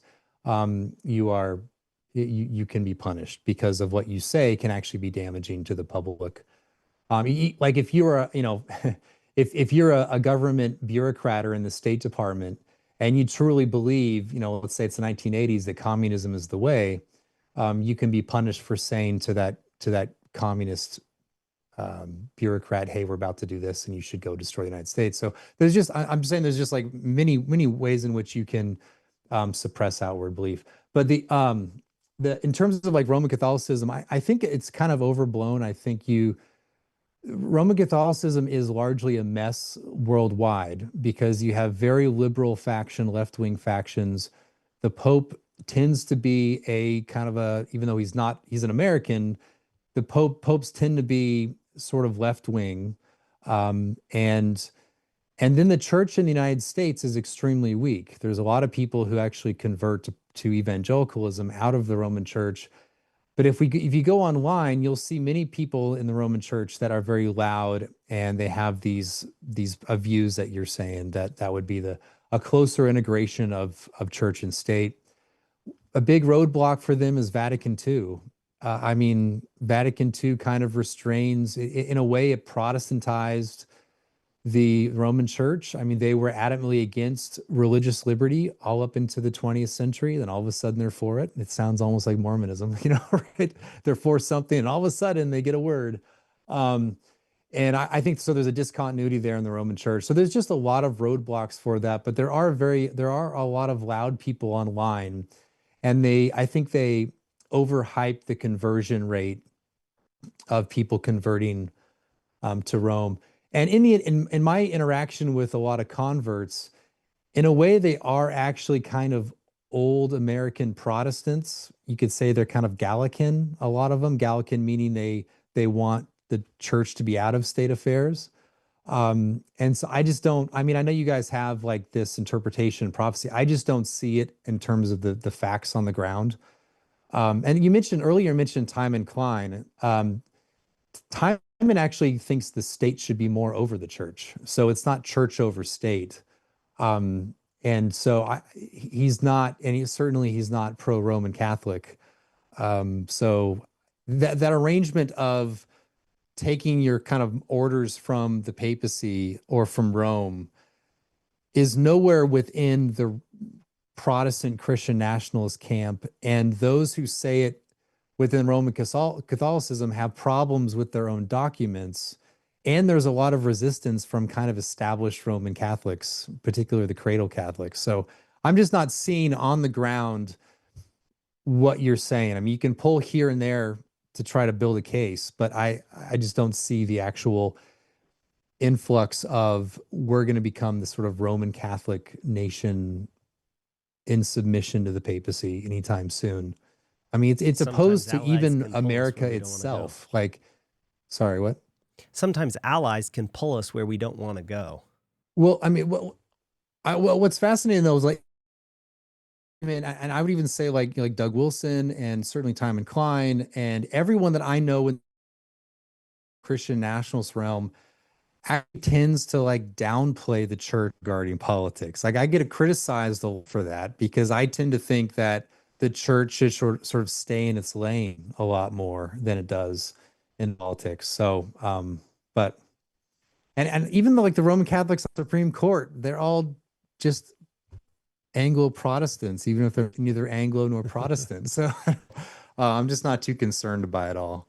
I want to be clear that when we talk about Catholicism, we don't mean it in a pejorative sense to individual Catholics. I've had coworkers that are Catholic. I'm happy to dialogue and converse with Catholics. I think that many of them are misinformed. And I do believe that, they are breaking the commandment when they're bowing down and, kissing the foot of idols over and over. But that doesn't mean that they're any worse than any other sinner out there. There's a lot of sinners out there, and I think God winks in our ignorance. So if somebody does something in ignorance and they don't know any better, then they're in a far better position than those of us who, by our own rebellious actions, willfully go against God's commandments. And so my beef is not at all with individual Catholics, but rather the entire system as a whole. I mean, even the notion that the Bible says, "Call no man father." Well, obviously, it doesn't mean it in a biological sense. It's clearly meaning it in a religious sense. So why do we have, referring to the Catholic priest constantly as father, father, father, father? I mean, well, it's not just that, but I mean, also 2 Thessalonians 2 warns that the man of sin would show himself to be God. In the Latin Vulgate, it's ostendens, to show. And in canon law, Distinctio 96 of the Gratian's Decretals, which became into the Corpus Juris Canonici, the Pope was shown to be God, actually, by, as they say, a pious Prince Constantine. Right. So the direct fulfillment of what 2 Thessalonians 2:4 warns about for the man of sin was actually instituted in canon law. Well, I think about the 1583 Geneva Bible. We actually have a couple pages. I don't have them here on the table, but they're over there currently in our studio here. We have a couple pages from the 1583 Geneva Bible, and it's the Bible that came over on the Mayflower. We only have 2 pages. They're from Revelation. I wish we could have had the whole book, but it's like $20,000 or $30,000 to buy the whole book. But the couple pages that we have, it has printed footnotes in Revelation. And in the Geneva Bible, it talks about the Pope or Antichrist, and it uses that terminology because in Protestant thought at the time that the 1583 Geneva Bible was printed, it was extremely widely thought that the Pope was Antichrist. In fact, you had the Puritans, or the Pilgrims who came over on the Mayflower were separatists, and they were trying to separate themselves from the Church of England at the time. They were actually specifically escaping religious persecution, and that's why they were in Holland for a while and then eventually came over to the United States. And so, this whole country was founded on the notion of Protestantism. You actually had, and we haven't had a Catholic president for the first, 150 plus years of our founding. It was only until JFK and then more recently Joe Biden that you actually had a Catholic president. And when JFK was being brought on, the newspapers ran articles about whether or not we should have a Catholic run in politics. So this country very much was Protestant foundation, Protestant.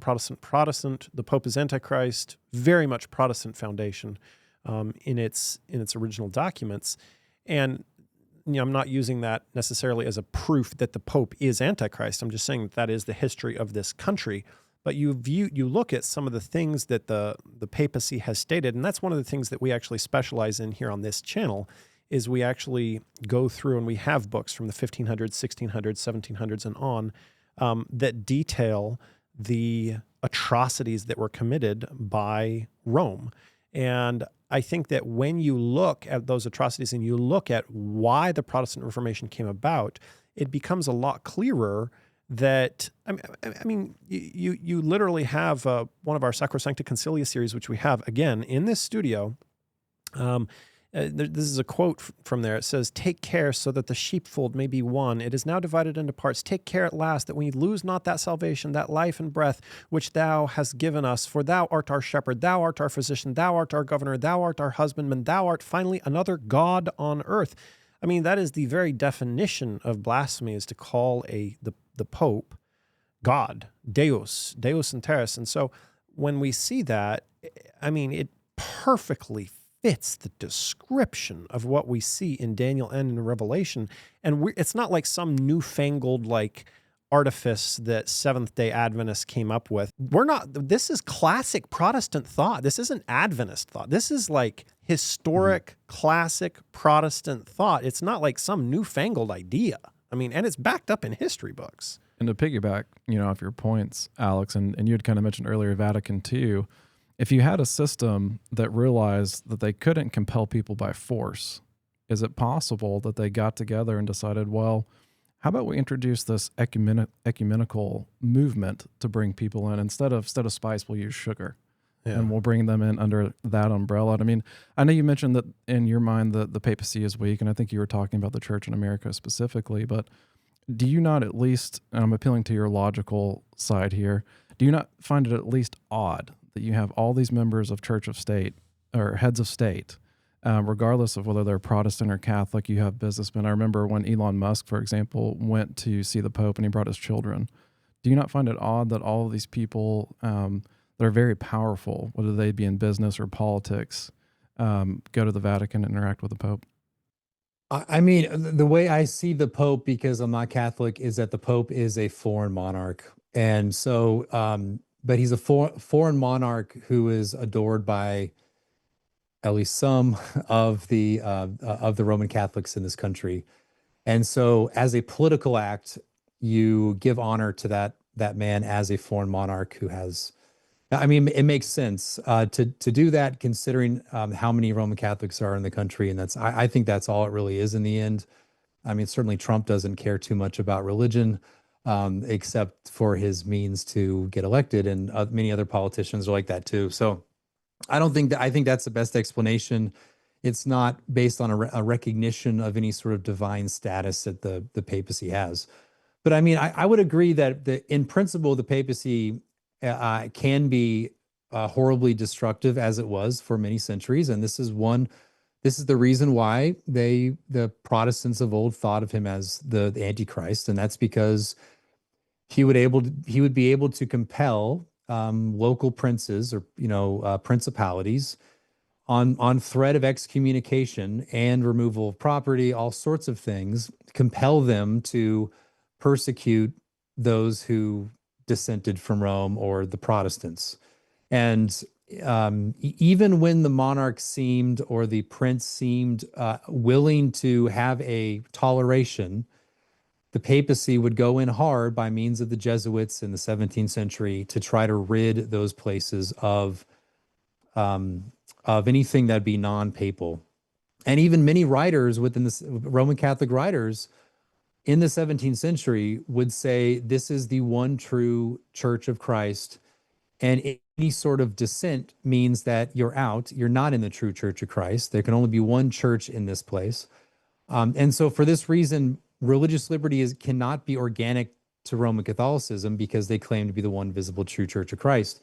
Whereas Protestantism was able to, in many cases, have a toleration between Calvinists and Lutherans, and then later with the Baptists and all sorts of things over time, and you can have a true religious order. So, but I would agree that I just don't see, I mean, the papacy just strikes me as very weak. I don't know. And frankly, like the working with Roman Catholics now is because things are so bad that if we are going to splinter and not have any sort of unity or be co-belligerents in this fight, then in the end, we're going to lose.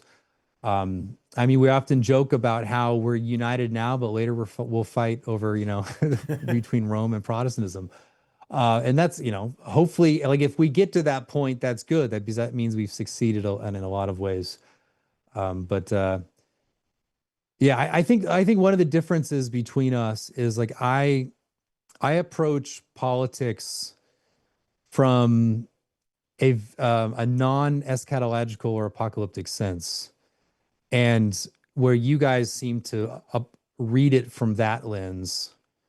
And that's, I think, like the sort of methodological difference between us. Like, for me, it's, I don't want the Hindu temple down the street.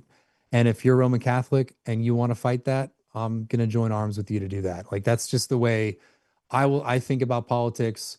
And always knowing that anything you achieve can be perverted to evil, but you still have to seek the good. Like, you can't, with prudence and wisdom, you have to seek the good, and then once you achieve the good, you have to maintain it and not let it be perverted. One thing I just wanted to comment on briefly, I know you referred to Vatican II. In reading Vatican II's documents, I think you're referring to Dignitate Humanis, but they still clarified religious liberty with a phrase, within due limits. And they've always claimed the power to set those due limits themselves. So I think we're seeing, some of the more conservative, I guess, maybe rad trads, I think what some people have labeled them, very much point out that Vatican II was not any kind of rejection of the former principles on religious liberty that Quanta Cura and the syllabus of errors had put out previously, rejecting religious liberty as insanity, as Gregory put it. I mean, the problem with that, like that's like whatever the line is, that is how people try to maintain the continuity of tradition, because Catholicism, it succeeds or fails based upon a continuity in substance, right? And so then they have this developmental side to it. But then it fails because what is just liberty if not fundamentally the recognition of something outside of Roman Catholicism? Like, it doesn't make any sense to speak of Roman Catholicism affirming religious liberty, but only meaning liberty for Catholics. That makes no sense. Continue. I apologize for interrupting you. It's okay. The other thing I was going to say is I know that you're not one to appeal to eschatology, as you said, but I guess the concern that I have is that in Matthew 24, when Christ speaks about the end of the age, the picture that he paints is not one with true Christianity reigning in power, but really the picture that he's painting there is true Christians are going to be the ones fleeing when the abomination of desolation is set up. They are not the ones reigning in power. And so, of course, Revelation 6, we responded to, I think, Doug Wilson, Lennox, and some of the other ones with this text as well, demonstrating that the end of time at Christ's second coming, there are still earthly kings fleeing when he returns in the clouds of glory. This establishes the principle that when the saints receive the kingdom is at Christ's second coming and not before. And so I guess the concern that I would have is from, if one avoids the eschatology picture that Scripture paints about all the way to the end of time, true Christians will be experiencing and suffering persecution even as Christ did before, then one might miss true Christianity amidst all of that and be advocating for the ones that are seeking to unite church and state and reign with civil power, but will not be on the side of true Christianity. So then, then what is our role as Christians in political life? Are we to not seek what is good? Like, are we not to take advantage of our status as citizens such that we can achieve and maintain the good? Because if we do achieve the good, then we won't be in the true church. Or are we only in the true church when we're persecuted? Like, it doesn't make, like, if we are beings who seek our public good, not just our religious good, then it would seem that once we achieve, but then again, we're supposed to be persecuted. It just contradicts. It would contradict those ideas, right? Well, we should pursue for what is good. Put eschatology on the side, though. We still want to be wise in how we go about that, and that includes looking at history. And I agree that virtue is only truly realized with piety. Without God transforming my heart, and I am affected by the God I worship. If I worship the God of Baal, it's going to affect how I exercise virtue. So we do need piety. We do want virtue.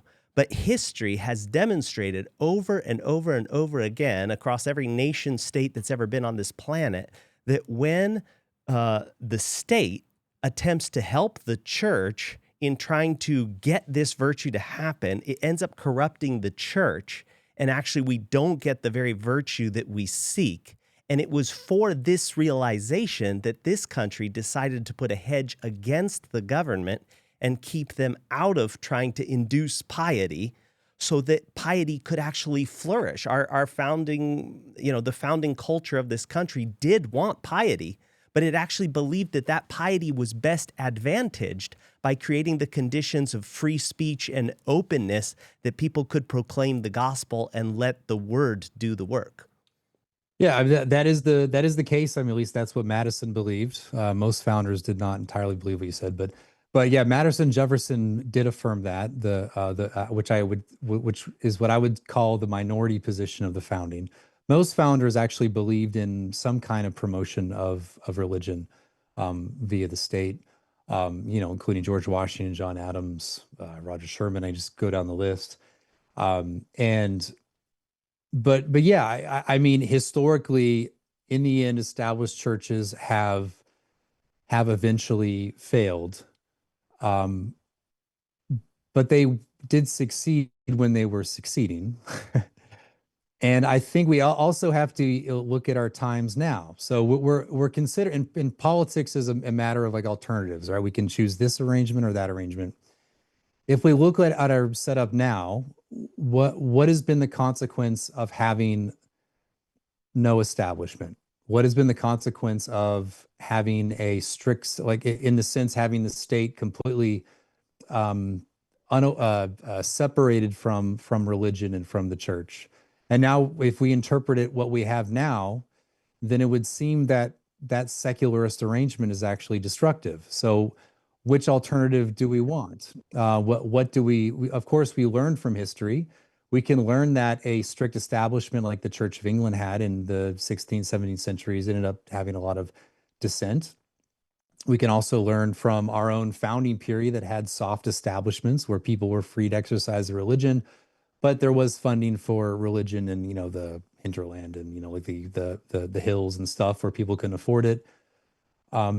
So it just seems to me that, like, again, if we're going to go down that level of analysis, then we kind of have to judge our own arrangement now, which has produced a lot of degeneracy, right? So, and I think that is a call, and I'm speaking now as a pastor, very much as a pastor here, but the degeneracy of our society is actually for a call to Christians to repent and to seek God, that if we were fully aligned with his law and fully living out his law in our daily life, the expression of him would be so clearly seen in our society that it would be able to affect change in our society. And so again, for me, the call is very much one of proclamation and of surrender to the lordship of Christ on that individual level, and then living that out, more than looking for some kind of savior to come from the government and kind of fix all these problems. But that's just not the way that political life works. Like that has been what you just said has been the line from evangelicalism for 50 years, which is, if we focus on the family and we focus on ourselves and we focus on our churches, then everything's going to somehow organically change. And then if we vote right, always vote for the Republican Party, be the moral majority. As that was taking place, and I don't doubt that there was actually a moral reform among many people, we became more and more degenerate. And why is that? Because political society operates from the elite. It operates from the elite institutions that produce the people who end up having power, both cultural, social, intellectual, academic, bureaucratic. And so, but why did the left end up taking over all those things? Well, because they had a pursuit of institutional capture. And it wasn't simply, the left doesn't care about holiness of everyday life, of course, but it wasn't that. It was seeking institutional power. And my analysis of how public life works is that the average person follows the trend of what elites set before them. And so what I've tried to do is I've tried to encourage people to get away from that evangelical mindset of thinking that our holiness in everyday life is going to change something. It'll change you, it'll change your families, it can change your churches and all that sort of thing.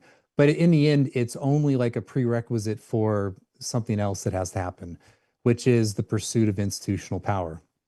And once you have institutional power, then you can set the moral norms and direction of society, because that's how every society has ever operated for all of history. And so we should do that.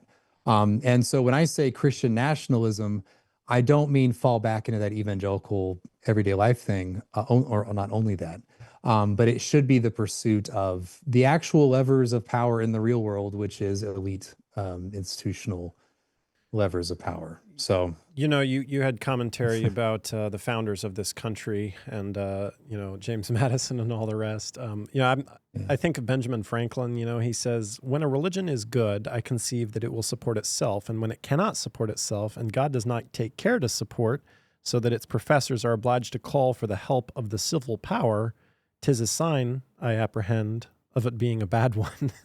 And so Benjamin Franklin, he certainly had a colorful way with words, but he was kind of highlighting there that basically if you have to appeal to the civil government for, I don't know, I think it's an interesting commentary. But, you know, we had commentary here. I think James brought up Matthew 24. So if we go to Matthew 24, and this is a question, and I know we're just about out of time here, and we probably need to wrap up here. I don't want to keep you too long, but I really appreciate the time that you've spent with us, and it's been a very, very good conversation, and I've enjoyed it greatly. Thank you. But the question that I kind of have here is Matthew 24. Jesus, he comes out from the temple, and the disciples, in their national pride, they're showing him the buildings of the temple. They're like, "Look, Jesus, just look at this temple. It's so magnificent. Look at it's the pride of the Jewish nation, right?" And Jesus kind of turns to them and he's like, "You see all these things? Verily I say unto you, there shall not be left here one stone upon another that shall not be thrown down." And of course, this floors the disciples. They're like, "What?" And in their mind, like, this has to be the end of the world, right? And so they come to Jesus and they're like, "When are these things going to be? What's going to be the sign of your coming and of the end of the world?" Because they're thinking like, this is, wow, like imagine this temple being destroyed. And the first thing that Jesus says, right? Jesus is Lord. He is God. Like he is powerful beyond belief, right? What is the very first thing he says to them? He says, "Take heed that no man deceive you." Now, so the very first thing is deception. Look out for deception. I think about the Jewish nation. When Jesus was born, how many of the Jewish nation recognized the Messiah had come? Yeah, you had, what was it? I forget the name. Was it Anna and what was the older guy at the temple who, like, at the circumcision, they like recognized Simeon? They recognized the Savior, and they're like, "Wow, like the Savior has come." But that was a fraction of a minority. You had the wise men come who had been studying the scriptures and studying specifically prophecy, and they were like, "That star has been prophesied," which, you know, is prophesied by, at least by what we consider is probably prophesied by Balaam, actually. So what you're saying is those who studied eschatology. Oh, yes, they did. They recognized the Savior. But by and large, the leaders of the country were blind and deceived to the coming of the Messiah. They didn't understand the times. So, you know, one of the things that we specialize here on our channel is looking at historical accounts, looking at documents, looking at old books. Like this book right here is worth thousands of dollars that we have sitting on our table. We had it imported from Italy. Like we had that other one that's up there close to the TV where you're sitting virtually is from 1559. Like we have ancient documents, and we go back, and this is, you know, Adventism became a thing in the 1840s, 1860s, thereabouts. But we have documents, original sources from the Vatican Digital Library, going back hundreds of years that affirm there has always been a minority that kept the seventh day holy that are not Jews. For example, the Council for Aioli in 791. This is from our Sacrosancta Concilia series that we got. We command all Christians to observe the Lord's Day to be held not in honor of the past Sabbath, but on account of that holy night of the first of the week called the Lord's Day, when speaking of that Sabbath which the Jews observe, the last day of the week, and which also our peasants observe. So there was Jews that were keeping the seventh-day Sabbath, but then there were also peasants who were observing it. And it counts those separately than the Jews. We have a slide presentation here on our computers that James is a lot of James's research as he goes back and digs some of these articles up from the Vatican Digital Library and everything else, going back through just about every single century, all the way back to the very beginning, with evidence that there always has been a minority of people that kept the seventh-day Sabbath. Like the Waldenses, we have this book about the Waldenses. Not all the Waldenses did, but there was a significant portion of them that did keep the seventh-day Sabbath holy. Now, one of the things that I have appreciated from this conversation is that you mostly, at least, appeal to philosophy. I wouldn't say mostly, maybe that's not the right term. You appeal a lot to philosophy, I would say, and less to eschatology.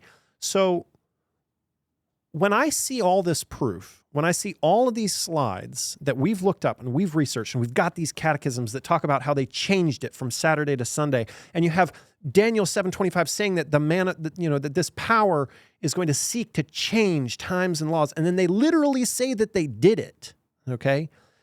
And knowing what Matthew 24 said about deceiving, there's going to be deception. Take heed that no man deceive you. What if, and this is my question, which I know it's a very long-winded question, but my question is, what if we are correct that there is a minority, just as it was a minority in Jesus' day that recognized the Messiah had come? What if we are correct that the minority is the ones who are correct, and that we don't find any basis for a change from Saturday to Sunday in Scripture? And if you have one, I would be happy to hear it, although the purpose of this whole discussion was not to have an argument over Scripture. But if you have a hot takeaway that you'd like to state, I'd love to hear it, which we've, I think, heard probably every argument out there known to man at this point, because we've been doing this podcast for a while. But what if we are correct that the change is not laid out in the New Testament? God's law was written in stone by his own finger in tablets of stone, signifying the permanence, the unchanging nature of God. And in the New Testament, we are told that, these are they that keep the commandments of God, right? Like there's this continual, and I think you would see this throughout the New Testament, this continual push towards keeping the commandments, not of our own power, obviously, because we are incapable of doing it on our own, which that gets into a whole discussion of righteousness by faith. But what if we're right that the Sabbath hasn't changed, and that the majority of Christendom, just as the majority of Judaism back in Jesus' day, has been duped, and many of them unknowingly, but been duped to believe a lie? And I'm not meaning that as like I'm trying to be pejorative or like say that they're stupid or something. I certainly don't think that all the Christians out there are stupid. I don't think you are. I think you're a very intelligent person. But what if the majority of Christendom has believed a lie? Do you guys believe that I go to a conservative Presbyterian church on Sundays. We worship on Sundays. Do you guys believe that worship is true worship to God, as in it's valid? Like, I know that you would, again, as I said earlier, it's illicit in the sense that it's on the wrong day. But do you believe that the worship itself is valid? That it is actually the preaching of the word, and that it is the administration of, I don't know if you guys believe in sacraments, but we do. So administration of the ordinances. Do you guys believe that is the case or not? Okay. But ordinances, whatever you want to call them, like baptism and Lord's Supper. I mean, do you think that those are valid? I mean, I'm a Paedo-Baptist, but whatever. I mean, just in general, like say... we would say your fellow brothers and sisters, Christians. But is it a valid act of worship, though? So it would be worship, but it would not be worship that's acceptable to God or in accordance with his commandments. And we have to be careful on how we say this, because my goal is not to offend. Cain, instead of following what God said to do, he did it his own way. Does that make sense? And so now let's remember what the commandment says. Exodus 20, it actually doesn't mention worship in Exodus 20 there. It's specifically mentioning rest. Yeah, but you have to remember the context here is Sunday is believed and taught to be a replacement of God's seventh-day Sabbath. I understand that, and that's why I'm saying I have to agree with James that and that's not to try and I think that if you know better, then it's a big problem. If you don't know better, I think God winks in your ignorance, and at that point he can accept you where you were at. Because Cain knew better. Cain did know better. We should make that distinction. And I might also add, it was also the religion of Cain to go and slay the one who offered true religion. Yeah. So he went and killed unlawfully. So if somebody knows better and they don't do it, then they're the same as Cain, because God told them to offer a sacrifice a certain way, and they don't. Well, but I do think that there's a difference between like valid and invalid, right? So like I would say, or excuse me, valid and licit, or illicit and invalid. And so I would say that, like, so it's like how do you put it? So some people believe that if a woman baptizes people, then it's an illicit because it ought to be a male minister, but it's still a valid baptism. So there was something in that act that was erroneous, but the effect of it's still the same. Or in substance, it still is a legitimate baptism. In other words, he doesn't need to be rebaptized because it was a valid baptism. I guess what I'm asking is, would you follow that same distinction with someone worshiping on Sunday? Or is the day so bound up in the substance of worship that every other element of it is sort of tainted or undermined such that it's invalid? We don't require rebaptism as an example. If someone was baptized on a Sunday, that would be a valid act of baptism, and you guys would receive it as valid, even though you would say it should have been on Saturday, unless you have a different tradition on baptism. But well, we don't care which day you're baptized on, actually. I don't think the Bible says anything about that. But we would recognize that your fellow brothers and sisters in Christ in the Presbyterian Church, and that someone is baptized. Now that said, we do require baptism by immersion. So actually, sorry, we wouldn't quite accept the Presbyterian baptism, but of believers' baptism, for believers' baptism, invalid. If it's just sprinkled, it's an invalid. So you'd have to rebaptize. Yes. From our vantage point, yes. If it's an adult, okay. Well, the reason I ask these questions is not to like put you on the spot on these things, but like I can say that your worship on Saturday is genuine worship of a true church, and I'm actually kind of a moderate Sabbatarian, so I think that it ordinarily ought to be on Sunday, but it can be true worship if it's on a different day. So I guess I was asking if that can be reciprocated, in the sense that you guys might find something erroneous in the act of worship on Sunday, but the substance of it would be true. And if that were the case, then I would just emphasize that actually our difference on the Sabbath doesn't actually matter as much as you think it does. It does matter, of course. You guys, it's a identifier of your sort of sect of Christianity. And it's something to rally behind as a sort of like sectarian identity marker. But I would just, I think that it actually, regarding what I'm interested in, which is reforming the country for Christ and virtue and piety, I really don't care if you guys worship on Saturday, and I understand why you all would care that I don't, but my argument would be that it's actually not as big of a deal as you think it is, because I think the substance of worship occurs on Sunday, even according, I think, to your own perspective. And I think that making Saturday a sort of like sectarian identity marker tends to separate the possible ecumenical life that we could have, at least within the realm of politics. And probably more than that. Unless you're a hardcore Sabbatarian Presbyterian, no one really cares. Like, no one cares that you show up on Saturdays. I think in terms of what I'm interested in, it just doesn't really matter to me as much as to you. I don't know if that answers whatever. I forget what your original question was.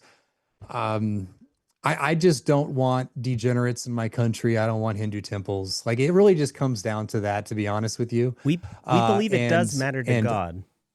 Yeah, like, I think you guys should baptize babies, but like, I am not going to, like, if I don't want the Hindu temple and you don't either, then I'm there next to you. Like honestly, that's just it.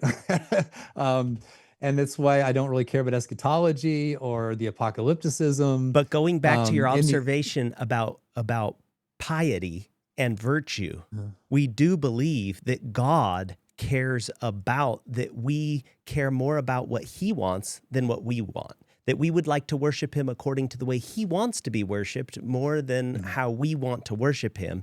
And so then we believe that piety does have implications for virtue. And so even when we look around at Christian America and how it's degenerated from the 1800s, we feel like some of that is because Christian Protestant America didn't follow the light that it was given in following all the way in receiving the correct piety from the scriptures. And the other thing I would say is you mentioned that the 19th century was kind of a high point for Christian America. And how did that come? It actually did come from revival and Reformation. That's what the First and Second Great Awakening were all about. It didn't come from legislation. So the other thing here is I would say I don't think that any of us, I think we could probably all agree that if somebody claimed that their marriage between, say one man was claimed to be married to another man, that we wouldn't recognize that as a valid marriage. So in the context of worship, Proverbs 28 verse 9 says, if anyone turns a deaf ear to the law or turns back from hearing the law of God, even their prayers are abomination. So if worship is not in accordance with the law of God, Proverbs is suggesting here that if you turn back from hearing the law of God, even your prayer is an abomination. David said, on thy law doth I meditate day and night. God blessed the seventh day Sabbath. He didn't bless any other day. And, there's other verses in Scripture that talk about how he cannot remove, like he doesn't remove his blessing. It's not like he's like, oh, I'm blessing you. Oh, take back. Let me have it back now. Like, no, like that is blessed throughout time. He didn't take it away from the seventh day. And so if you're worshiping on the first day, show me a verse in the New Testament that says that blessing was somehow magically transferred to Sunday. I don't find it there. And so in that sense, like you don't view it as a big deal, but David certainly did when he said, on thy law doth I meditate day and night. I mean, they literally wrote the 10 Commandments above their doorposts, right? Like they were supposed to be thinking about this constantly. Of course, that ultimately went down a deep, dark pathway of legalism where they thought they could do it themselves. So I'm not trying to embrace everything that the Jews did as accurate and good, especially in regards to the Sabbath. But God is very specific, and he did bless the seventh day. I mean, where in the New Testament, I guess my question is, what if we're right? That was my original question. What if we're right? And show me in the New Testament something that transfers the observance. My point is that if our discussion is a matter of politics, then if you're right, it practically doesn't matter. Okay? I mean, I guess if you're right, then you are unjustly not being able to work on a Sunday. But that's pretty much it to my mind. I don't doubt that when Christians hold contrary beliefs where one is right and one is false, I don't doubt that God cares about the fact that someone is right and someone's false on that position. Yeah. Like I'm not downplaying that on a theological level. I just don't think like that we need to tie sort of natural or national revival to a sort of circumstance of the day of worship, and that become, to your guys' mind, a sectarian identity marker that distances yourselves from others in the realm of political life and Christians working together and I don't know if you guys you might actually agree with me there. And also I just don't see like historically how holding one day matters, like holding Saturday is going to matter in political life. I guess if you're very serious about that, perhaps if there was unity on that front, there would be a lot of national revival. So I don't doubt that. So perhaps you have something there, but I mean, certainly you'd have to convince wide swaths of people of it. But that's my point. I guess for me, I'm so used to working with Lutherans, Anglicans, Baptists, even some Methodists show up, that my own focus for like my vocation in life, I don't mean like, worship and that stuff and like family life, but my own vacation is saying, okay, let's like set aside in this work our sectarian differences so that we can pursue the political work before us, right? So yeah. And I would say on a political realm, we're right with you, arm in arm whenever you're talking about the last 6 commandments. It's the first 4 we have a trouble with. So I you want to talk about you guys would benefit marriage, you want to talk Sunday about blue laws, but yeah. I mean, even temperance and alcohol laws. I mean, we'd be right there with you because it's for the good of society and man to man. Well, I don't know. For me, temperance is that I can't sleep if I have a drink, so that's what does it to me. But not in principle though. But well, anyway. I think we're pretty much wrapping up here, and I think if I go on too much longer, we're going to run out of space on our memory cards. So this has been a really fascinating conversation, and I think that we need to continue having dialogue across. And to your point, I actually do think that we should be having dialogue across different sects of Christianity. And I don't think that there's enough conversation like that. And that's something that we try and do here, is to have these kind of conversations respectfully, not just like debating each other and saying you're wrong, you're wrong, you're wrong, but instead reasoning and highlighting parts of history and everything else. So I think that that can be constructive. And I think the minute that people stop talking is when real change can no longer be possible.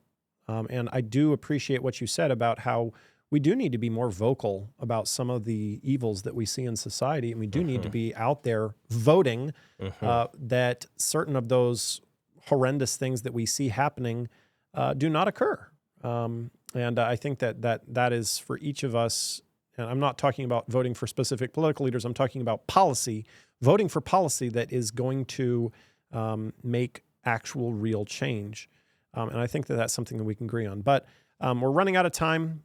Stephen, thank you so much for this conversation. This was really interesting. I learned a lot, and I think it was very good to converse with you on this. And I hope that we all learned something.